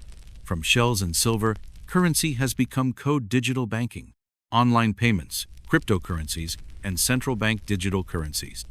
The very idea of cash, once so solid in our pockets, is slowly fading into the haze of memory. A digital bank account does not hold money. It grants access to it. Your balance lives on a server you will never see, updated in real time, managed by invisible hands that never sleep. Money now moves at the speed of light, crossing oceans in the blink of an eye, funding dreams from startups to skyscrapers with no weight, no sound. And in this digital dawn stands a new experiment, cryptocurrency, a bold idea that trust itself can be decentralized, freed from kings and banks alike. No ruler stamps Bitcoin. No emperor sets the price of Ethereum. These currencies live in the blockchain, a digital ledger verified by thousands of strangers, each one a guardian of the chain's truth. They are not coins in a vault. They are math, pure and incorruptible. And yet they are traded for homes, cars, even art that hangs on real walls. We have come a long way from goats and grain, from the promise of a silver shekel in a merchant's scale to the whisper of blockchain code across a network that never sleeps. Money's form has shifted, but its soul remains unchanged. Because money has always been more than metal or paper. It has always been a story told in the language of trust. This is the secret that echoes from the earliest coins to the newest tokens, that every time we trade, we agree to believe. That whether we hold a cowrie shell or a smartphone, we are bound by the same ancient pact, the belief that what we hold has worth, because we all agree that it does. And as the world of money grew ever more intangible, another story, older and more enduring, rose like a green dream from the dust of legend. In the golden haze of Greek myth, no figure shines brighter, no name casts a longer shadow than Helen of Troy. Daughter of Zeus, born some whispered from an egg rather than a womb, Helen's beauty was said to be so fierce, so radiant, that it bent the fates of kingdoms. She was queen of Sparta, wife to King Menelaus, her face a promise and a curse. When Paris, a young prince of Troy, sailed to Sparta's shores, some say he stole her away, others say she left willingly, her heart a wild garden of longing and rebellion. But when Paris's sails vanished beyond the horizon, the world cracked open. Menelaus, humiliated and raging, called upon the vow that had bound all of Helen's former suitors, a promise made long before, that they would stand by her marriage, no matter who won her hand. It was a vow that would turn Greece into a single voice, a single blade. Under banners of honor and vengeance, the kings of Greece gathered. Agamemnon, high king of Mycenae, his ambitions as vast as the horizon. Odysseus, the clever strategist of Ithaca, whose words could twist fate itself. Achilles, half divine, half wild, a warrior whose name would echo even in the halls of death. These men, and the armies they commanded, did not march for coin or land. They marched for Helen, or so they told themselves. In truth, they marched for the oldest currency of all, the promise of glory. For Helen's beauty had become more than a woman's grace. It had become a symbol, a legend, that made men believe that death itself was a price worth paying. And so, across the wine-dark sea, 1,000 ships carried the weight of that legend to the shores of Troy. The air hummed with the iron songs of swords, the prayers of warriors who knew that beneath every coin, every promise, lay the same ancient hunger to make a mark, to build something that would last beyond a single life. This is Stunning Story. And tonight, we have watched how money evolved from stone to code, from trust in silver to faith in the flicker of screens. And we have seen how, even in the dust of myth, that same current flows, the belief that in what we build and trade and fight for, we might find meaning and maybe even something like immortality. If this story has kindled your curiosity, don't let it end here. Like, subscribe, and share your thoughts. Because the oldest trade of all is not in gold or digital ledgers, it is in the tales we tell and the dreams we dare to share. The warrior whose name would echo through time, Achilles, the half-divine, the relentless, joined the 1,000 ships that sailed for Troy, a city said to stand proud and wealthy behind walls that reached for the sky. For 10 years, the Greeks laid siege to those gates, their songs of glory and their cries of rage mingling in the dust of battle. Heroes fell like rain on the parched earth. Patroclus, Achilles' friend and shadow, died in borrowed armor. Achilles' fury burned brighter than the sun, and Hector, Troy's proudest son, fell to his spear. The gods themselves, Zeus with his thunder, Hera with her wrath, Apollo with his arrows, and Athena with her cunning, turned the war into a dance of fate and divine whimsy. In the end, it was not a clash of blades that brought Troy to its knees, but a trick of cleverness and pride, the wooden horse, hollow as the promises of men, rolled within the gates of a city too tired to doubt. That is the myth, a tale of passion, pride, and betrayal that poets like Homer would sing long after the last spear was cast. For centuries, it was easy to believe that this was all it was, a story, nothing more. Homer's Iliad, written centuries after the last ember of war had cooled, was thought to be a beautiful lie, a tapestry of fiction woven by a poet's hand. Yet beneath the poetry lies something stubborn, something that refuses to die. The city of Troy was real. In the late 19th century, a German archaeologist named Heinrich Schliemann claimed to have found its bones buried beneath a hill in what is now northwestern Turkey. For the first time in centuries, the line between memory and myth flickered with possibility. The question no longer was, did Troy exist? It was, did war rage within those walls? And were there ever truly a Helen, a Paris, an Achilles? To find that truth, we must peel back the layers of legend, strip away the gods and the epic duels, and dig into the dust of the Bronze Age itself. Centuries after Troy's fall, a blind poet named Homer gathered the whispers of the past and gave them shape. His Iliad, composed in the 8th century BCE, became the foundation of Greek identity, a story of wrath and glory, of men who reached for immortality through blood. Homer never claimed to be a historian. He was a vessel for memory, a weaver of tales that had lived in the mouths of singers long before he set them to verse. The Iliad does not even begin with Helen's flight to Troy. It begins with Achilles' fury, a rage that could shake heaven itself. In its verses, warriors clash in single combat, as if the world itself were watching. Gods walk the earth, and men become larger than life, yet never lose their human hearts. They grieve, they hunger, they hope, and in this, the poem feels older than time. Though he lived nearly 500 years after the war, Homer's descriptions of armor, weapons, and customs are too precise to be invention. Many scholars believe he was drawing on oral traditions, echoes of real events carried through generations of song. And it's not just the Iliad. Homer's Odyssey tells of the long return home, of the hunger for hearth, and the price of war's glory. Other tales, now scattered in fragments or lost to time, spoke of Achilles' death, of Troy's final night, of the horse that ended a city's dream. Together, they formed what the Greeks called the epic cycle, a memory, not of a single war, but of an age when mortals touched the divine. To the Greeks, these stories were not myths. They were their past. Every city wanted a share of that glory. Kings claimed they were sons of those heroes. Poets retold the tales in marble halls and smoky hearths, giving them new life in each generation. But was Homer's vision of Troy a real memory, or had centuries of song turned a local clash into a cosmic tragedy? That mystery led explorers to a quiet hill in Turkey, a hill called Hisarlik. For centuries, Troy was thought to be no more real than Atlantis. But in 1870, driven by a passion stronger than any academic training, Schliemann dug into Hisarlik, guided by the Iliad's ancient lines. To the casual eye, it was just a hill. But beneath it lay the bones of cities, not one Troy, but many, stacked like memories beneath the earth.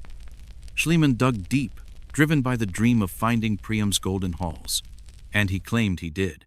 In a layer of earth, he unearthed a hoard of gold jewelry and weapons, which he named Priam's treasure. In a moment of theatrical romance, he draped them on his wife and took a photograph, casting her in the role of Helen herself. But the truth was more complex than his dreams. Later, archaeologists found that Schliemann had dug too greedily, too quickly. The layer he called Troy was from around 2500 BCE, far too early for the war sung by Homer. Yet above it lay other cities, layers 6 and 7 built in the late Bronze Age, from 1300 to 1200 BCE. These layers spoke of fortifications and towers, of cities that had known both wealth and ruin. Walls thick enough to resist armies, towers that watched the plains, charred stone and broken weapons, the ghosts of a war that might have been.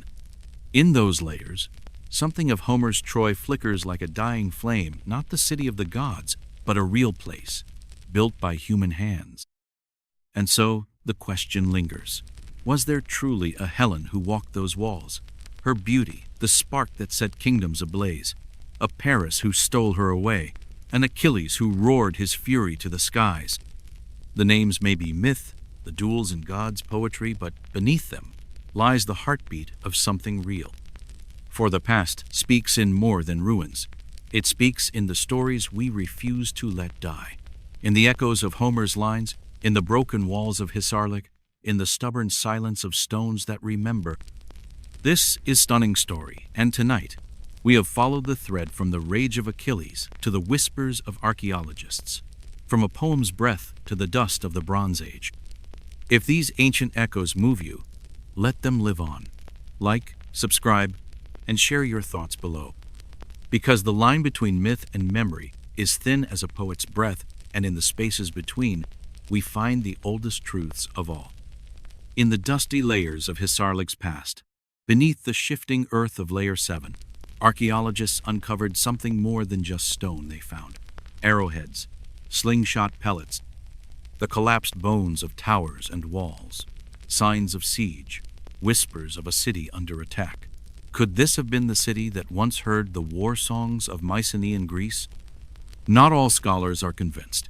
Some say the shattered stones and burned timbers speak of an earthquake's fury, not an army's wrath.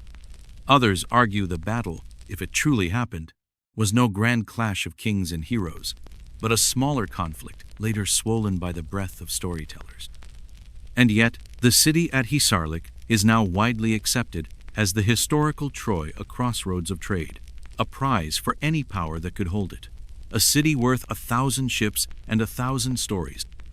So perhaps the war was real, not as Homer told it with gods in every shadow and honor in every breath, but real enough to spark 3,000 years of myth and memory.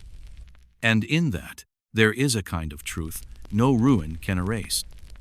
But if Troy stood real and proud, it could not have fought alone.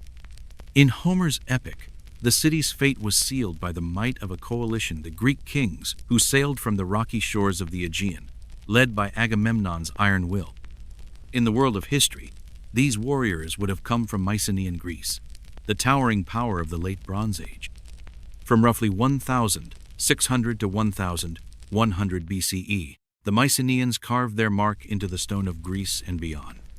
They left behind more than legend. They left palaces built like fortresses, rich tombs heavy with gold and bronze, tablets of linear B script that record taxes and tribute, the quiet breath of an empire that moved on sea and spear. Their greatest palace sat high on the hill of Mycenae itself, crowned with lion gates, and guarded by walls so thick they still stand. This was the seat of Agamemnon, or so the legends say, the king who bound the Greek tribes into one voice and set them upon the seas in search of glory. Unlike the tales of Homer, Mycenaean Greece was not a land of wandering heroes and fleeting alliances. It was a world of strong kings and careful rule. Their art was the art of war, frescoes of chariots and spears, walls that spoke of sieges and conquest. Their warriors were buried in armor, swords laid across their bones, a promise that even in death, the blade would not sleep. The Mycenaeans were more than warriors. They were traders, their pottery found as far as Egypt and the Levant, and yes, even in the lands near Troy. They crossed the seas not just with bronze, but with ambition to control the routes that fed the wealth of kingdoms, to claim the crossroads where east met west. In the fragments of Linear B, we glimpse a culture that lived by the rule of tribute and the might of armies. There is no line that names a Trojan war, no scribe who scratched Helen or Achilles into wet clay. But there is the world of those tales, a world of kings who ruled with iron and gold, who counted spears as carefully as grain, who knew the taste of conquest and the hunger for more. So what if the war that lives in Homer's verses was not fought for a woman's beauty, but for power, for trade, for the promise of wealth carried by ships and rivers? A real Mycenaean expedition across the Aegean to challenge a rich city like Troy needs no gods or goddesses to justify it. Ambition and timing are enough. Perhaps the Greeks did sail. Perhaps they laid siege to a city of towers and gates. And perhaps, in the years that followed, that story was told again and again, growing with every telling, until it rang with the voices of heroes and the laughter of gods. To understand how the Trojan War was remembered, we must step into the minds of those who sang its songs. The Greeks of Homer's day did not separate myth from memory as we do. The story of Achilles and Hector was not just entertainment, it was a mirror, a reflection of a world where the line between human and divine was as thin as breath. In the Iliad, the gods do not stand aside. They walk the fields of battle, taking sides as if the clash of men were a game of fate. Aphrodite shields Paris in a lover's embrace. Athena whispers cunning into Achilles' ear. Zeus himself weighs the lives of men on the scales of destiny. To Homer and his audience, this was not fantasy. It was the world they knew, a world where the gods felt as real as the wind, where a man's pride could lift him up to the heavens or cast him down into darkness. Yet beneath the shimmer of divine will, the story is still a human one. Achilles is not just a warrior. He is a young man, fierce and flawed, grieving the friend he could not save. Hector is not just Troy's last hope. He is a father, a husband, who knows the walls he defends will one day bury him in their ruin. Their struggle, their grief, their hunger for meaning, these are the threads that bind myth to memory. So, where do these figures stand? In the space between history and song. There are no broken stones that spell out the name of Achilles, no tablets that speak of Helen's sorrow, no record of a king called Priam or a prince named Paris. But in the ancient lands of Anatolia, some names echo faintly: Alexandros, another name for Paris, written in the scripts of Hittite kings. Mentions of warrior chiefs and lost kingdoms, hints of a world where a war of trade and pride could bloom into a legend. The truth of the Trojan War may never be known in full. It lives in the spaces between stone and story, in the breath of a poem and the dust of a ruin. But in those spaces, we find something older and more precious than fact the human need to remember. This is Stunning Story, and tonight we have walked the winding road from the cracked stones of Hisarlik to the verses of Homer, from the clash of Mycenaean bronze to the whispers of poets. If this journey stirs your spirit, let the tale live on. Like, subscribe, and share your thoughts below. Because the line between myth and memory is as fragile as a ruined shadow and as enduring as the stories we refuse to let die. Feuding kings and shifting alliances, a world of ambition and betrayal that shaped the late Bronze Age, where men did not fight for love alone, but for land, power, and survival. If there was a Trojan War, it was likely waged by men who looked nothing like Homer's shining heroes, less demigod, more warlord. Gritty warriors wrapped in battered bronze, seeking not glory but advantage. They would have stood in the dust and glare of the Aegean sun, driven by the same forces that have always driven men to war: greed, revenge, and the promise of what lay just beyond the horizon. Their weapons were real bronze blades, sharp enough to split shields, slings that sang with stone, chariots that rumbled like thunder on dry earth. But their names, their voices, those are shadows that time has long since swallowed. Yet over the centuries, those shadows found new life. Their battles were retold around flickering hearths, in marble halls and dusty market squares. Each retelling smoothed their rough edges, polished their deeds until they gleamed like myth. The memory of the war grew larger than the men who fought it, a memory that no longer needed fact to feel true. For the Greeks, the Trojan War became more than a story of kings and warriors. It became a mirror, a way to see themselves, to measure what they valued and what they feared. It spoke of honor and rage, of betrayal, and the hunger for immortality. It was not just a tale of the past. It was a song that echoed in every heart, a lesson as alive as the breath of the storyteller. This is why myth endures, long after the dust of real battle has settled. Because while history shows us what happened, myth shows us why it mattered. It speaks not to the mind alone, but to the soul. It feels true even when it isn't, and in that feeling, it becomes real in its own way. And if there is one moment from the Trojan War that has lived longer than any other, it is the fall of Troy itself. The night when the city's walls finally cracked, not under the weight of bronze and iron, but under the weight of cunning and pride. At the heart of that final night stands the most famous trick in Western storytelling, the Trojan horse. The idea is as elegant as it is devastating.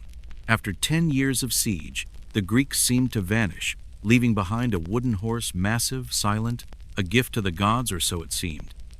The Trojans, weary of war and drunk on the promise of peace, pulled it within their gates, not knowing that in its hollow belly, warriors waited in the dark.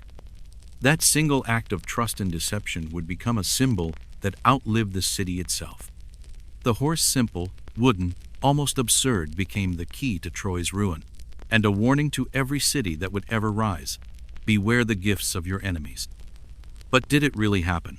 In the realm of archaeology, no wooden horse has ever been found, no tablet etched with the plan of cunning Greeks. And yet the image endures, stubborn as memory, because it speaks to something deeper than fact. It speaks to the power of story, the way a single act of imagination can topple walls no battering ram could breach. In the world of Mycenaean warlords and Anatolian kings, perhaps there was no wooden horse, no literal gift of hollow timber, but there were tricks and feints, raids and ruses. Deception was as old as war itself, and the memory of it, whether wrapped in myth or rooted in reality, is what survived. In the centuries that followed, the horse became a kind of shorthand for betrayal and brilliance. In paintings and plays, in epics and quiet whispers, it was the night when a city trusted too easily, when the hunger for peace became a blade turned inward. And that is why the Trojan horse lives on, not because it was real, but because it is real in every city that has ever fallen to sweet words or false promises. Because it reminds us that sometimes the greatest danger comes not from the clash of swords, but from the weight of a single choice. This is Stunning Story, and tonight we have followed the winding path from Mycenaean warlords to the memory of a wooden horse that may never have stood in Troy's silent streets. If this tale stirs your spirit, let it breathe in the world again. Like, subscribe, and share your thoughts below. Because the past is never just a ruin in the ground, it is the living pulse of every story we dare to believe.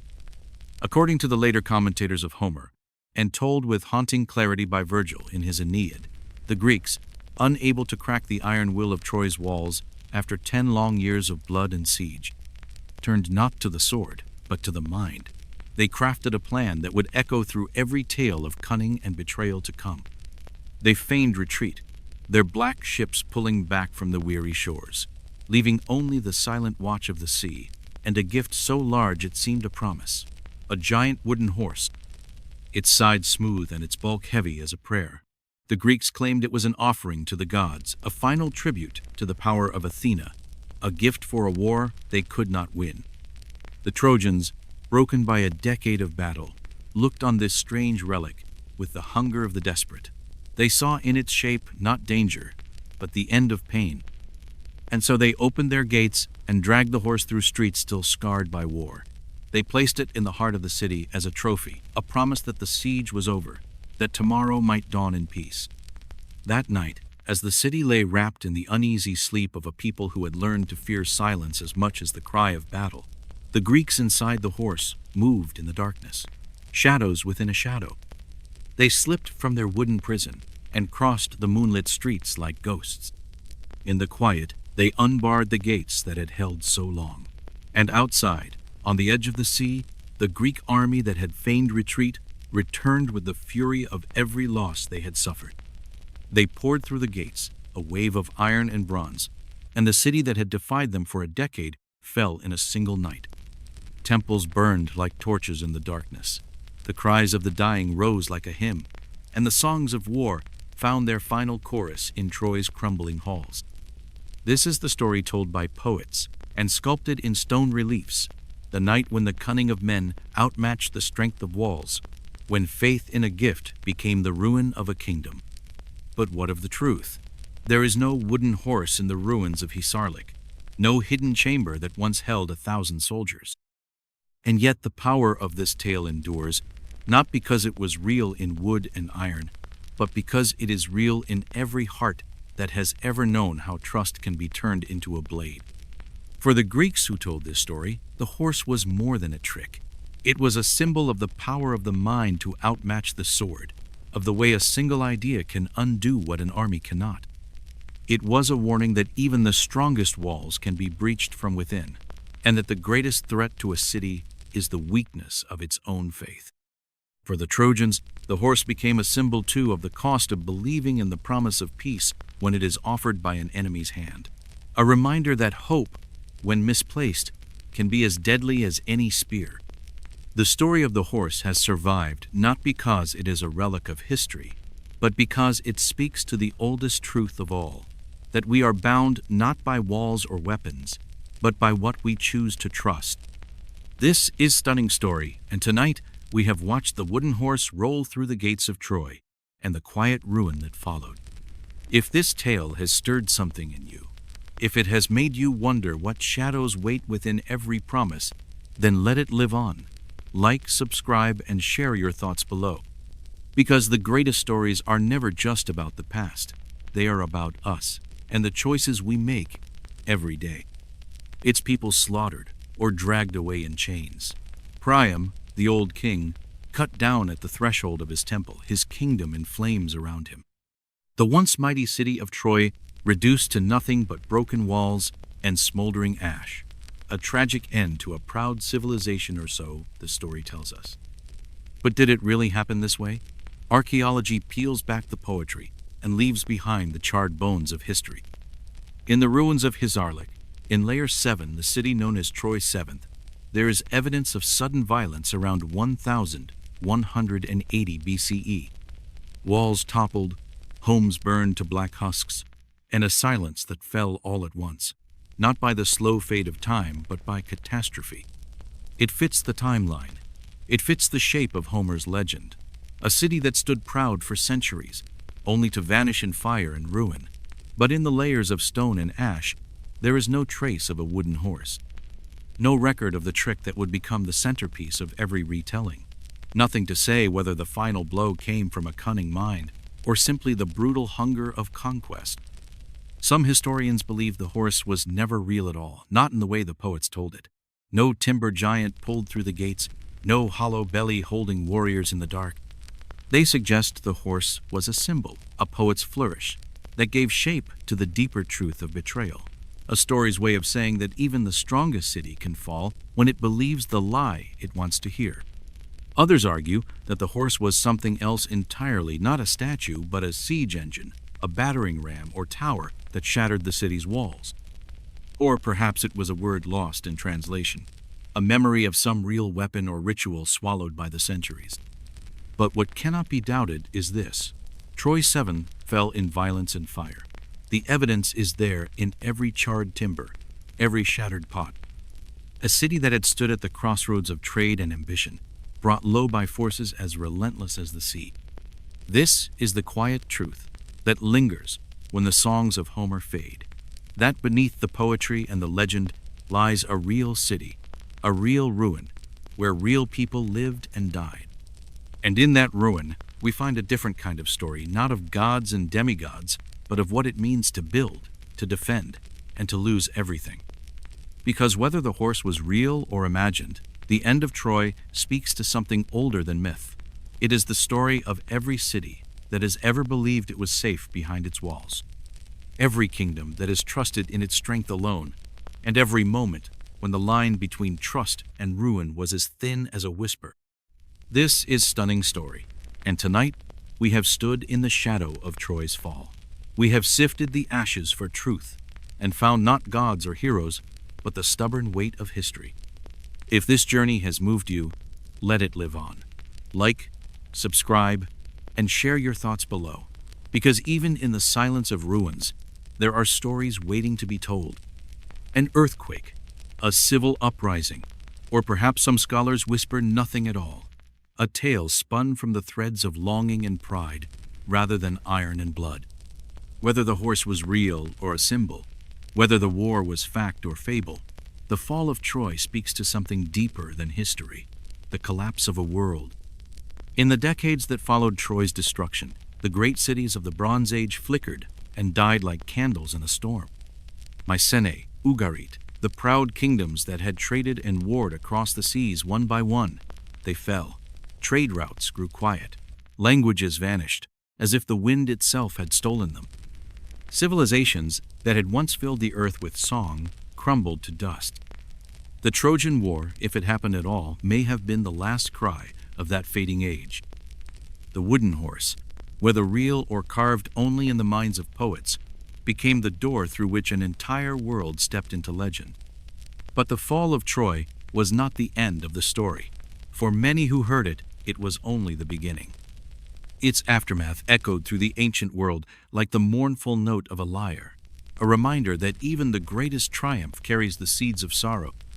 Homer's Odyssey follows Odysseus, the wily king of Ithaca, as he wandered the seas for 10 years after the fires of Troy died down.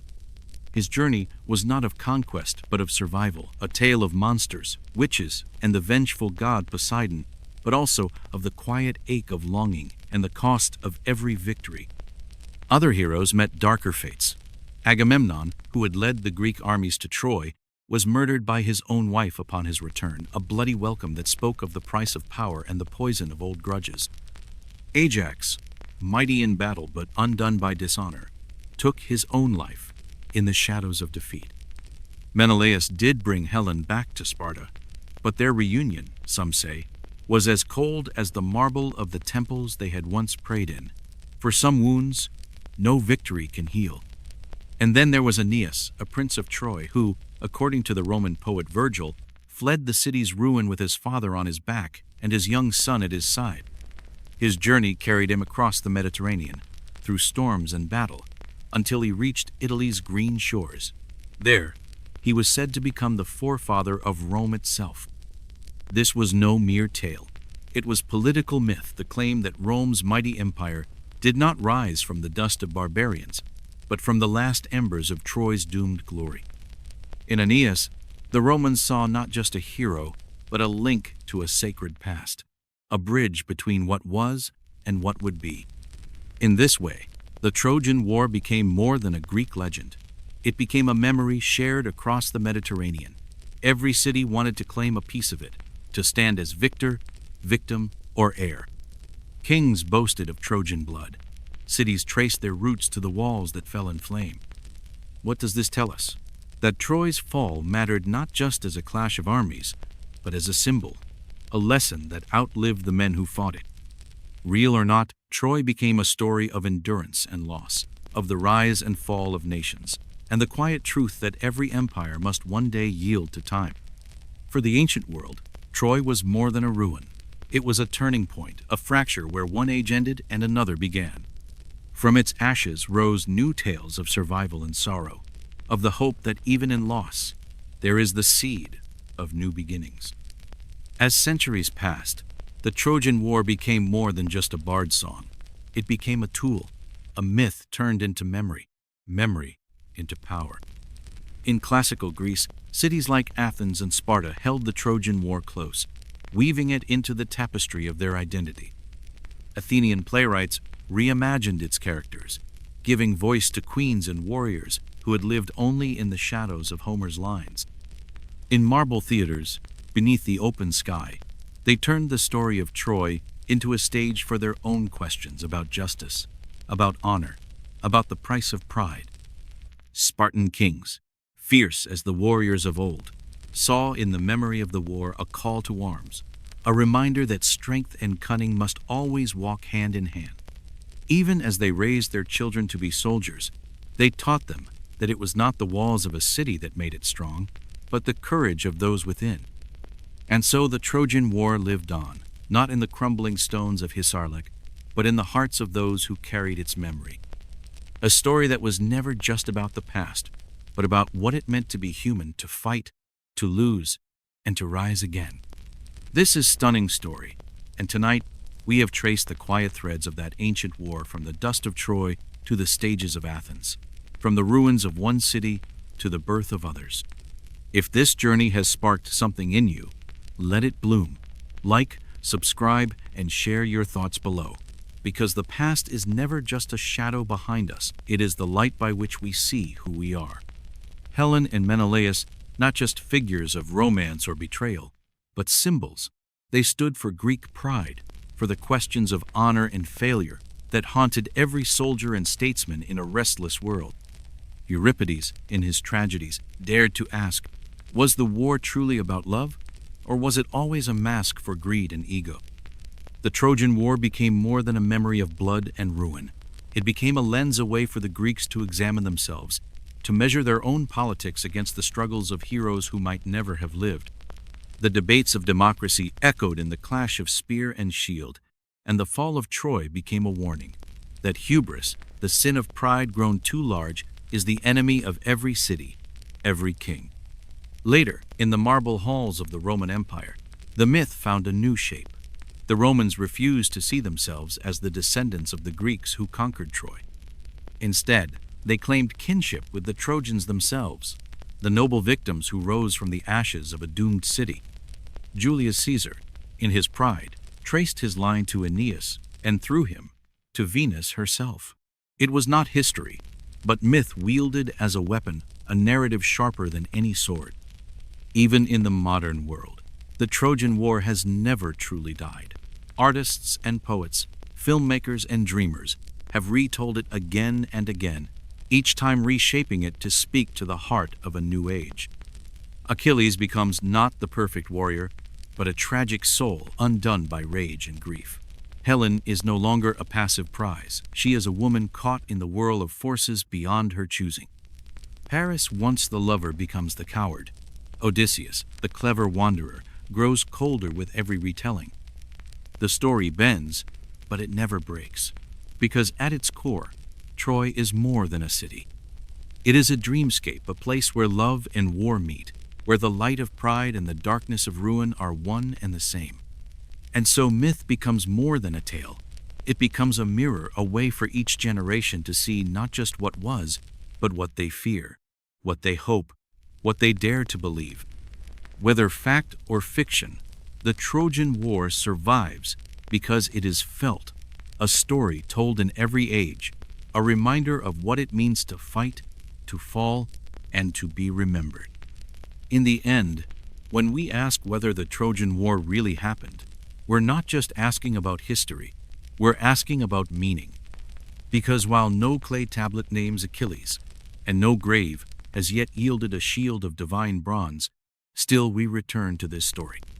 Again and again, we speak it, sing it, let it echo in the spaces where we build our own fragile empires. At its core, the Trojan War is not about perfect records or ruins that time forgot. It is about the way memory endures, when written not in stone, but in the human heart, in grief and honor, in pride, and the endless need to be more than dust. The details are blurred, half-remembered, or invented anew each time a poet picks up the thread. But there was a city, there was a war. And from that crucible, a story was born, one so powerful that it shaped the identity of civilizations. Today, historians believe the truth was more complex. The war, if it occurred, was likely not a single siege, but a series of smaller conflicts, fought for trade routes, for resources, for the right to command the crossroads of the known world. Troy may have fallen not to a wooden horse, but to the slow, grinding hunger of time and ambition. Yet the myth refuses to die, because the truth of Troy lives in two places.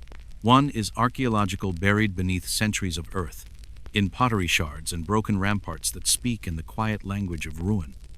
The other is emotional, carried in the verses of poets, in the songs of bards, in the dreams of every soul who has ever wondered what it means to stand in the shadow of fate. Homer, whoever he truly was, understood this better than anyone. In his lines, Troy was not just a city. It was a stage, a place where love and loss, glory and grief played out in the bright light of myth, where heroes walked as men, and men rose to the stature of gods, where the things that make us ache and remember were given shape in verse. So, did the Trojan War really happen? Yes and no. Not in the way we imagine it, with gods who toss thunderbolts and warriors who shine brighter than the sun, but not wholly invented either. It is part truth, part memory, part mirror, and in the place where those overlap legends are born. Troy burned. Its walls fell. But its story lives on, not because it is perfect, but because it speaks to the fire we carry inside. This is Stunning Story, and tonight, we have walked the long road from the gates of Troy to the silent echoes of legend. If this journey has moved you, if you feel the weight of these ancient tales in your bones, don't let them end here. Like, subscribe, and share your thoughts below. Because the greatest stories are not the ones buried in the past, they are the ones we choose to keep alive.